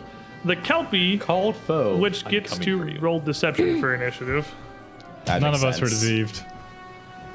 We were all Very deceived. We deceived. it's just sus. What did she get, Mechanically, we were Amka? deceived. 20? 20. It also got 20, so No, it's it going to be didn't. right in here. Mechanically, 19. it deceived us. Yeah. No, I was not deceived. Verja, very out in the water here as this thing transforms in your hands. I already know You I are can't the- let go.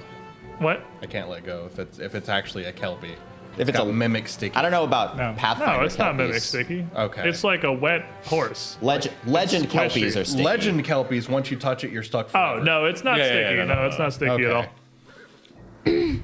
But you're grabbing it. You know what that Literally, means? all I know about kelpies is like mermaid horse that baits people into water. Yeah, which- That's the way I it baits didn't people, even is people know try to about this. ride the I mean, horse and that's- then they get stuck to it and then just gallops out into the water. And Oh, really? That's Yeah, because funny. you kids today don't read fairy tales. That's the traditional lore for it, yeah. So I can tell. I don't know. I can assume this is a fae, and I Well- can assume it tricked me. You seem like you've been tricked by the tricky trickster, and this thing seems like it is massive, as your just hands are on the sides of its head right now. I have Titan Wrestler. Not that I need Yeah, you it. don't need it for large, but you could do it anyway. You could try to actually grab it, whatever you want to do. It's your turn. Suplex. I want to pick it up. And take it onto land. I want to reverse Kelpie the Kelpie. You're gonna Kelpie it right back. Sure. Okay, maybe an athletics check. Drag the Kelpie. I hate You got 20. Did it. Yeah. I did it. Oh. You got your arms around its head and you restrain it. Pinned. You have its head. Can I drag it? I will let you make another athletics check to try to drag it, but if you fail, you're gonna lose your grip. Okay, so remind me. It's restrained. It's restrained. The only thing you can do is try to break out. But I can just punch it, right? You can absolutely just punch it, yes. I'm just gonna punch it. Go for it, dude. Okay. High school bully it. I don't have to let go to punch it. Yeah, I mean, because the thing, it's like a horse. Its head is the part it attacks with. That's the only part you gotta grab, really. You got the head. Like, It can't be kelped. give it a I'm just noogie. gonna give it a noogie. Yeah. Don't give it a swirly. You might like that. A 20. 20, as you've It's got it flat-footed. grabbed, a 20 is gonna hit it. And that's just D4. D4 plus strength 1. It's a 1. 4 damage. It takes a 4 damage noogie. You don't have 18 strength? No. Oh, okay, fair enough. Oh. 4 damage noogie. You have 1 action left. Hit him again. Try and hit him again. I got just. You little whipper. You think it's funny? You mischievous little jerk. You silly goose. No, that's a kelp. That's only gonna be a 10. Yeah, 10, rolled as it very starts poorly. to lash and flail, absolutely not going to hit it. Hanwi, you see this man transform into this giant monster. You know what a Kelpie is. You see Virgin just kind of grabbing around the head and start bonking it. Clearly, this is just not nowhere near like what this thing deserves. It transforms, and I'm just like, come here. Not tricking me again. All right, before this goes horribly wrong for Verja, the light of the moon form in my hands and become a storm, and she's gonna charge up a 3-action Horizon Thunder Sphere and fling it out across the water, smashing into it. All right, give me a attack roll. All Whenever right. you say that, it just makes me want to giggle. That I'm Horizon. throwing a No, ball just like- saying Horizon Thunder. Horizon Thunder. It's a great. It's not as funny as Inner Radiance Torrent. but- I saw the 19 and then it rolled. Is this at all useful for this? It is not. So you shoot it, and it just sort of blasts the water near it, the water dissipating much of this charge. A minor jolt across Verja and the Kelpie, but no damage. The 3-action does half on a failure, but I critically failed, so it doesn't even help. The Kelpie is going to do the action that it's allowed to do, which is attempt to athletics out of your pin here. He's a big horse. He wants to break free. It's going to get a 24. It succeeds. And is it? So that breaks it or moves it? It's not first edition grappling. It's It is. out. I believe it's either way. It can reverse it or break out, but it's just going to pull out. It does not want. Oh, do we have a token? Oh, yes. Do I have a horse? They have a thing that looks vaguely wet and has a mouth. That'll work. Yeah, It fair. looks like a Kelpie I to think me. it's a protean, so just ignore the second head, and then boom, it's a Kelpie, easy. Amazing. Sure. Kelpies can change form. That's Maybe true. it gave It gave itself a little little It gave itself a mouth. noodle. And as it pulls back from you, it is going to rear up in the water. Its mouth opening like a almost ear-splitting whinny emanating out across the water as it slams its mouth back down towards Verja at a -5 because I had to try to escape. Pathfinder. And it's going to get a 17. Misses. And it's going to try it one more time. And it's going to get a 4. Nice. On a natural Misses. 1. And you see It's these confused. Yeah, these guys are just flailing on the water here. Verja and this Kelpie are just wacky waving around. It doesn't. You're not even confident that it's like it's clearly attacking Verja, but it just looks like a mother goat just trying to butt him, basically. Amka. Yeah, this puts I've been thinking about this whole time. This puts a new meaning to leading a horse to water. We got led. The horse led us to water. You say that out loud and a Saren Ray smites you. Can I get up next to Aram? Is the water difficult It's terrain? difficult terrain as you move out You into can it. get The first next. square is probably fine, but like the second, then it becomes difficult terrain further out. So that would be what, 5, 10, 15? So you could get 25. exactly there. Exactly Okay. there. Yeah. By the light of the dawn, guide your strikes. I'm going to slap his bow with a magic weapon. Oh, thank you. Yeah. All right, Aram. Do the thing. New Broken Tusk policy. We don't save things in the water. No, we save things. I'm gonna Excellent quick actually draw. be a guy drowning. That's what I get you. Quick draw a bow and fire and fire off into this thing. All right, give me an attack roll. Actually, we're gonna hunt prey at first. Then Okay. we're gonna do that. Give me an attack roll.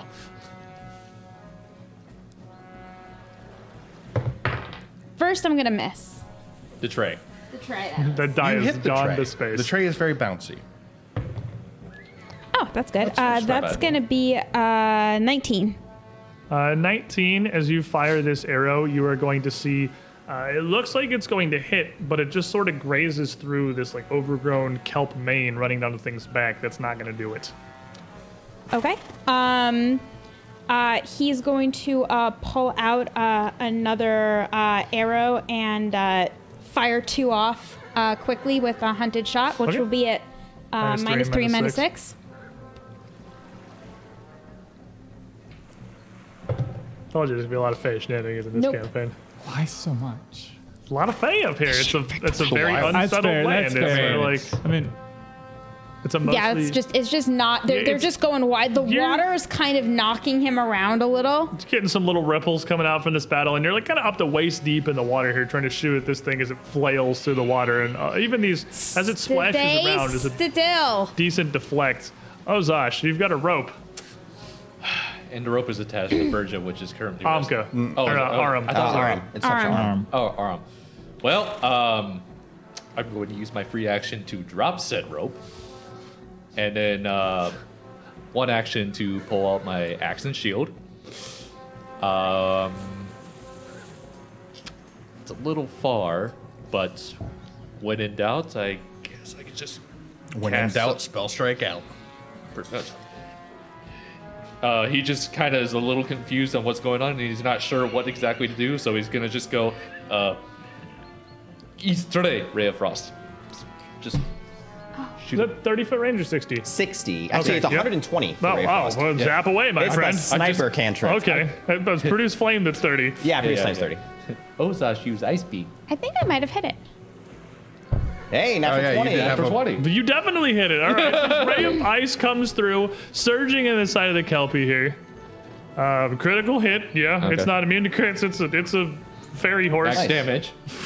So that's 4 plus 1 times 2, so that's 10. 10 And he points gets- of and ice he gets- damage. If it matters, he gets negative 10 on his next movement. It might matter if we decide to leave it alone. That's true. And It might. You got yeah, that? that's it. Not after One getting action tricked. left, right? Nope, I had to We draw can't my leave it weapons. alone. Oh, pulling your weapons out. Verja. Oops. I'm getting its attention. Is what I'm trying to do. Disappointed rage. I'm not mad. I'm At, just at myself for falling for another Fae Well, as shenanigan. long as you keep surviving them, it's okay. You're just reducing the amount of Fae shenanigans the following has to deal with. Exactly. it's actually a booming. We're going to business. reduce this one by a lot. Does water We're just combat witching. matter? No, it's greater difficult terrain. Like you can't stab or Because anything. I'm using a piercing weapon, but He's not like you're not underwater. yeah. So you're good. Yeah. So rage, draw great pick, and I will take swing. Okay. We're gonna mine for kelp. We're gonna mine for kelp. roll. Because I don't want that 5. I want Sand kelp. seaweed. Kelp. That's better. Way better. 24. 24 will hit him. Wow.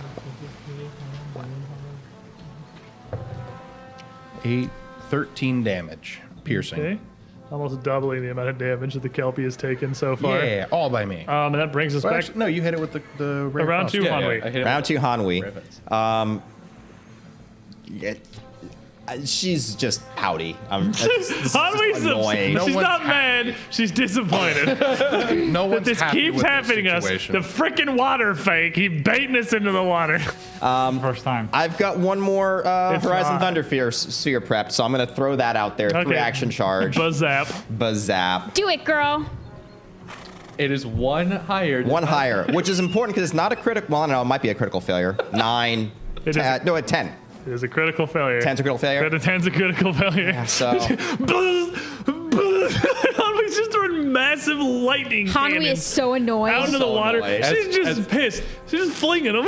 As Ozash sees this sphere just, ploosh into the water, he just kind of looks at Hanwei. and not goes, one word. Remind me, we have to do Not one word. As you hit this Kelpie with your great pick, it kind of shudders down to the water, almost ducking down, sort of sinking and surging up with its mouth sideways to try to grab at you, skimming along the surface of the water. Enough of a splash and a wave is made to conceal its assault a little bit. It's going to be a 29. There's not a single-digit number. That would have crit me regardless of rage. Yep, that's a bonk. And it is definitely going to, you see it surge up and almost the impact lifts Verja up a little bit as this thing's jaw clamps down around your side, holding you there. You are going to take almost max damage, which is 36 points of bludgeoning damage from the teeth. Rage health. Rage health. Actually, if I wasn't raging, I'd be down. Hey, yeah, there you go. Conscious I is have 5 health. Conscious is what matters. And as it gets a hold of you and feels it jar through you, almost ragdolling your body, you're gonna feel it release for a brief moment, the agony briefly subsiding before it just readjusts and tries to chomp down again. Yelpy. Yelpy. For a 10. So you are grabbed. But that is its turn. It does not have improved grab. It has to use an action to do it. Varja, get away from that, please. It's holding, flailing him around in the water. He can't hear me. Like a dog with a squeaky toy right now. Very big green dog. The flames deny your wounds. I'm gonna cast heal on him for what it's worth. Because I should be within 30 of Varja. You are. Well, I got max. Get 16 back. Well, I heal. if it doesn't crit you next time, Yeah, that's slightly less than the damage I rolled before I doubled it. But that's progress. That is progress. I have enough health that if it doesn't crit me, I will survive one more bite. Probably. No, because the extra 5 health.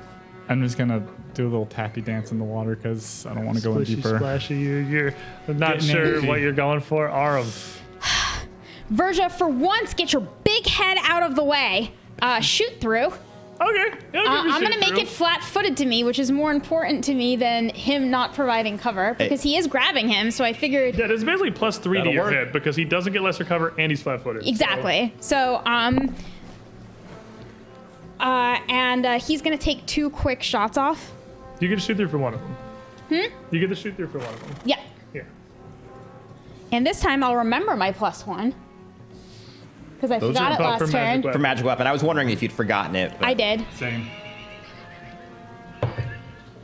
That's gonna be very nice. That's gonna be a 22. 22 will hit it.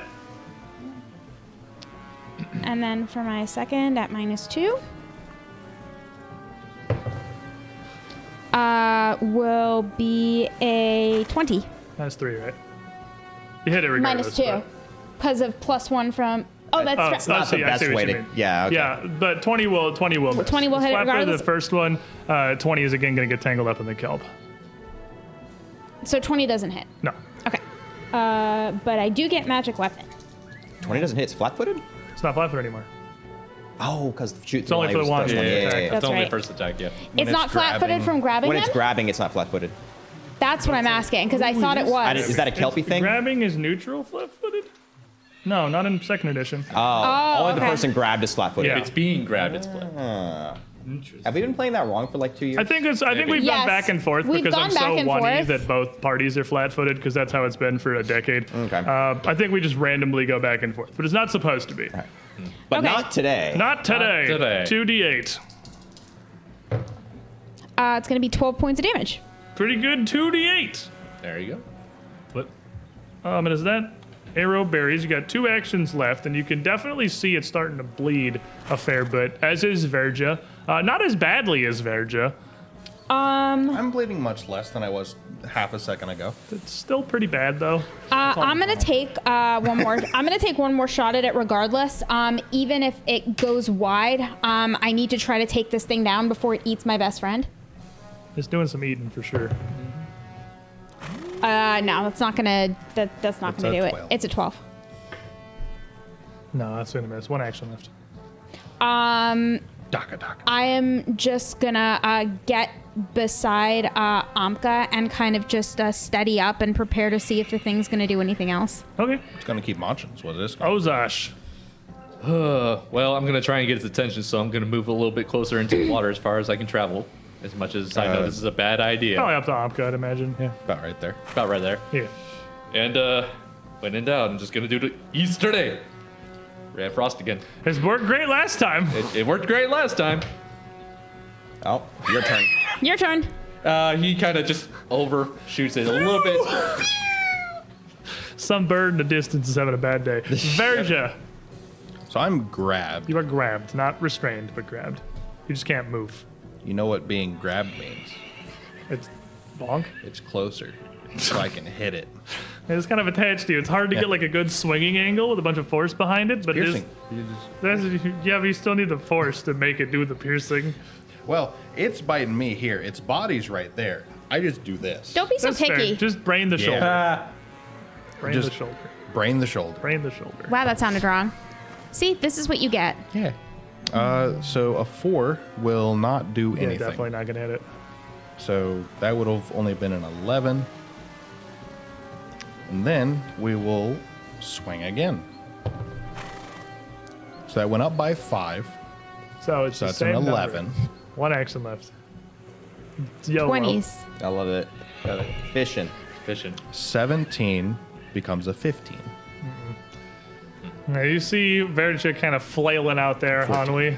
Missed the volcano Faye. She was a nice lady. Let's see here.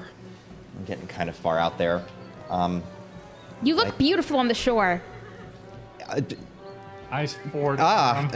Just light of the moon. Guidance on Aram, guidance on Ozash, and I've got another action left. I could guidance Amka. Sure. There you go. Merry Christmas. Dishonor on you. I'm sure. I feel guided. Still with a solid grasp on Verja, this Kelpie is going to continue just thrashing you around. This boy's not even trying to drown him. It's going to be a 20 even to hit. Not a crit. Not a crit's what we're looking for. That's probably good. He's just trying to break his neck. And that's going to be 12 points That is- of bludgeoning That's damage. good. You're alive. Not down. Not close, actually. And it's going to It's got to grab just me again. continue thrashing. It's not going to bother doing that. You were basically limp, so it's just flailing. It's just going for the fences, trying to either just like slam you down to the surface or just grind you with its teeth. I don't Right? think So I'm just a wacky. 24 on the second, That'll hit. I'm a wacky inflatable flailing arm man. 14 points of bludgeoning damage. That will take me down. And as Verja goes down the water, how is it still slowed from Ray Frost, or is that one round? Oh, it's 1 round. Okay. As it slams him down and you see Verja finally stop moving and just drop in the water, the Kelpie is actually going to surge out, kind of circling around the group of you out to the east here, moving like 30 feet out and ending up a little outside of that away, near basically the very edge of the screen. It's going to be just over 30 feet back, from the group of you as it just glides down into the water, and you see this kelpie mane just flailing behind it as it circles. Umka. It takes me with it. No, it just leaves you in the water. It didn't make an action to grab you. Oh. Yeah, because it chose to attack me twice instead of grab me. It chose violence. It chose It violence chose today. violence. Amka. Now can we leave? Varja. By the sun's grace, stand back up, please. Hill. This time for 14. 14 back, my friend. Hey, I am conscious. He's not drowning.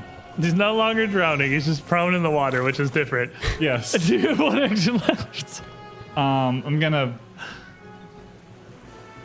Hey. How's the No. shore back there? As you back up as this thing circles around. Aram? You can run, but you can't hide. Oh, I hate being in the water. He'll once again fire 2 quick shots off at this thing, guided by Hanwi's light. Yeah, +1 on the first one. Yep. +2 because of magic weapon. Oh, they're both Yeah. status bonuses. No, then. they're Stat. no +1 an on the first item one. bonus. Oh, +1 striking. Gaining a +1 Yeah, it's item. It actually gives you the item bonus. They Yeah. should So they do stack. stack +2 on the first one. Magic weapon is money. Magic weapon, real good. It is real good. Magic weapon, real good. It's definitely the strongest first level spell. I think there's like no Yup. contest for that. That's going to be a 20. 20's not gonna hit. It's gonna take graze through the kelp. And second.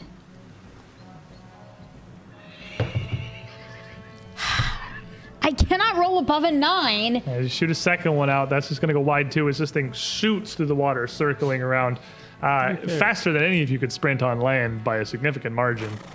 Hard target to hit. Go down! And it's like down the water gliding, though, so it's not a lot of it exposed. Arm's just firing. Arms. Arm's just pissed. Arm is shooting the gun. Every single shot Arms has gotten closer than any of us could manage. Yeah, no, Arm's just firing off in rage. Got one left. Doesn't matter. It's going like fishing for 20s. You could pin it to the water. I literally think a 20 would not crit it. No, not pretty even sure it'd be close. a At normal hit. -6? It doesn't get worse. A 20 would hit it. It doesn't get worse. Doesn't get worse than -6. Yeah, but is your modifier still positive? Yeah. Oh, we're level okay, Yeah. maybe you would. All right, Ozash. This is just arrows are flying, just plopping into the river behind this kelpie as it speeds through. You know what?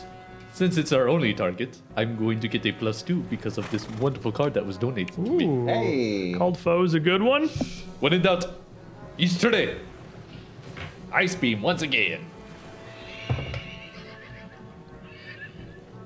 Yeah, we just can't do it. It's not a 1. It's speeding. It's, It's speeding. We're just shooting the crap out of the lake here.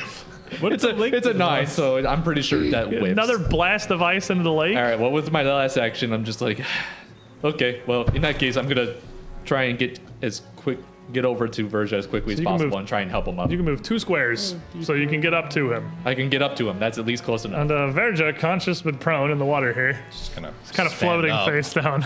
I'm like holding out my shield, like, grab onto me. Just leave it in the water. Come on. Just It's leaving. over there. Yeah. I can just leave. Oh, his actions. Very difficult terrain means you can move 4 squares with 2 move actions. I have 3 actions. One was to get up. One was to get up. Ah. So you can start making your way out. You kind of wade through this as the water goes from chest high to waist high as you get up to Aram Hanwi on the shore. Hey, buddy. It's not gonna go away. It's gonna come back for another one, isn't it? I'll possibly get one of the Probably. members of the following. Light of the moon. And guidance on myself and try to shoot it with a ray of frost. Pew! If you want something done. Pew! Pew! Pew! Pew! Yeah, it's a 5 on the die. This thing is just firing. I see this thing surge up out of the water a bit, raising up, kind of dangling. It's almost clawed hooves a little in front of it, as a voice emanates out from this horse mouth, sort of a almost undulating, high-pitched, whining version of the old man's from before. You disturb my lair and think you can simply leave? And fixes his gaze on Aram, and you know what would make a damn good horse? That Kelpie. You should go try to ride it. Make a will save. Oh no. It does also do that thing. Oh, okay. Disturb its lair. It pretended to be drowning. Hey, we come here every year. We have a loyalty punch card and everything. We were trying to be good people. They love that. It's going to be a 15. 15? I said 50. I was like, this is Asian matches? 15. That sounds like a really good idea to you. Oh, man. Imagine what kind of a legendary archer you would be riding on the back of that Kelpie. Wait a minute, guys. I just had an idea. What if like that was like my mare? No. You see it, and this idea forms in your head, and Oh my god, this is hammered gonna by be this. so cool. Barthen's gonna be so jealous. He got a sword and I got a fae. Okay.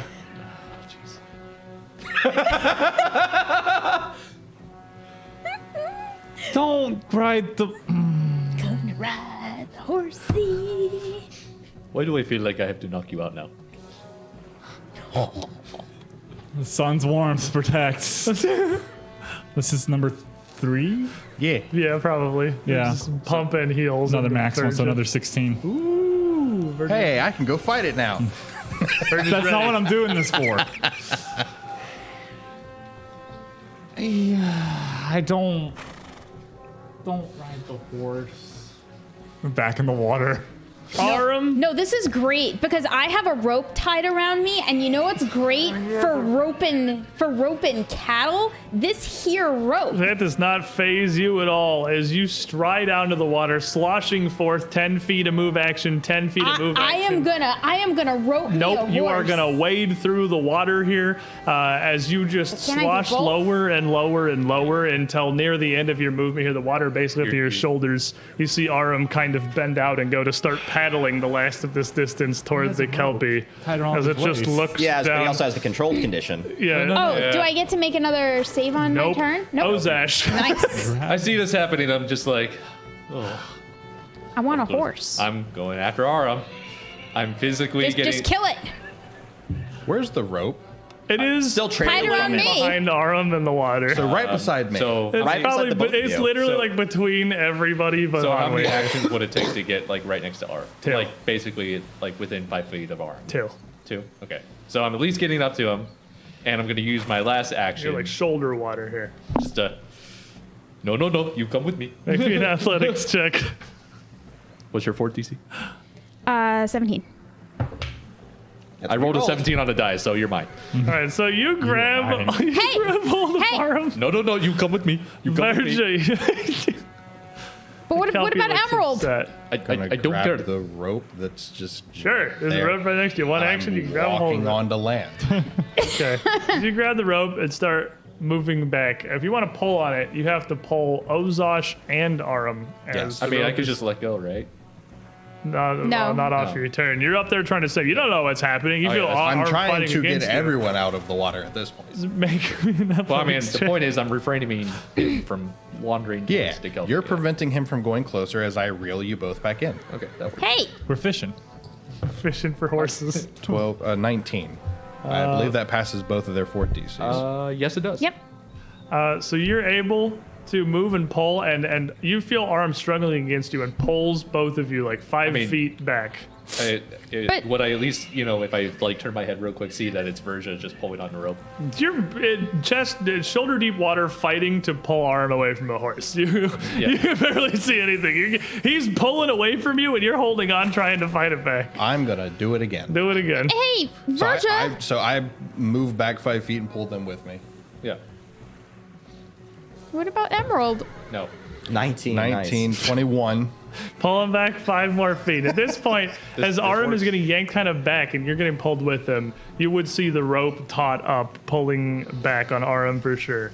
So if you want to do it again, you only got to beat Arum. I had to grab the rope. Oh, grab the rope. Fair enough. Yeah. So Hanwei then. Keep it distracted. I will pull him back in. You know what? I might hit it.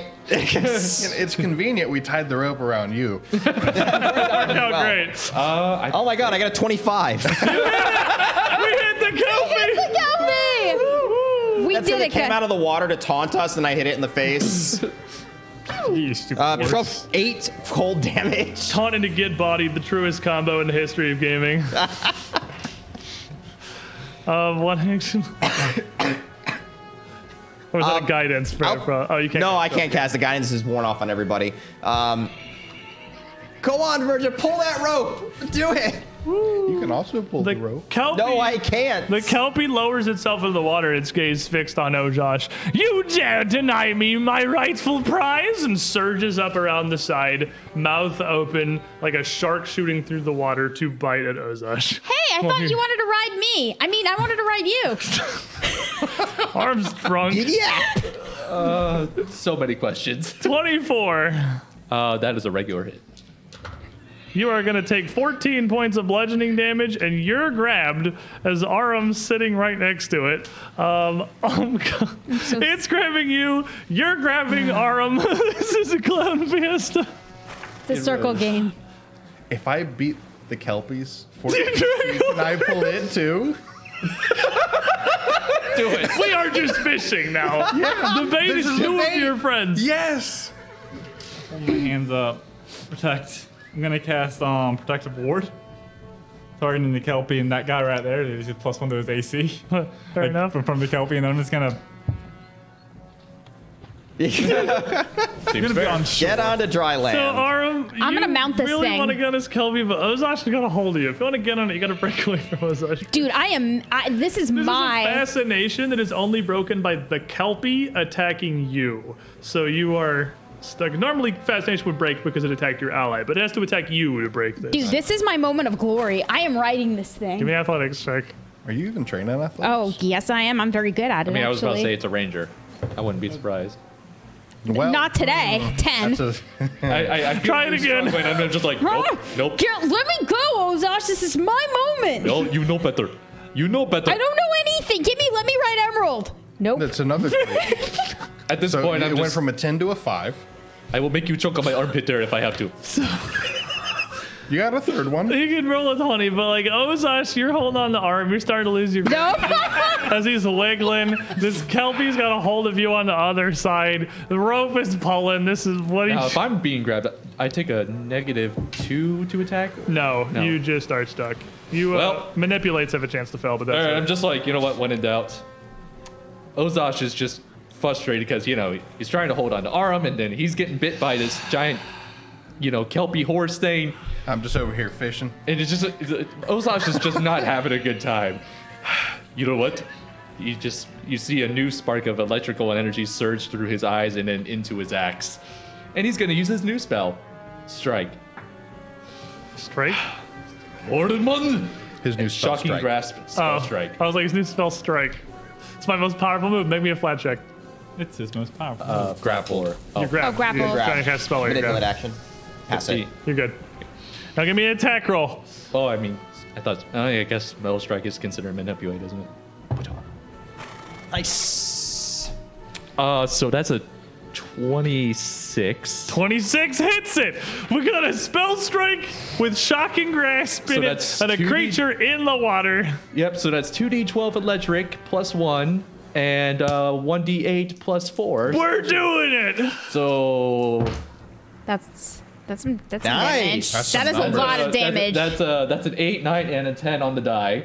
So that's a total of 27 27 dice. plus 5. So that's 32. 32. What happened? So as Ozosh is like struggling, he gets frustrated. You see the electrical energy surge through his axe, and you literally see like a small image of like Thor's hammer appear and like emanate, like encase his axe, like it's made of lightning, and he just smites it directly in its forehead and just cleaves this thing in half, and just sparks crackle all over You the see water. this blast of lightning through the thing, a bolt striking down on his axe as it connects, and the Kelpie lets go as it just bursts in this shock, hewn in twain And by with the that, strike. I'm just breathing heavily, and I'm just like, I'm exhausted. Virgil, if you don't mind.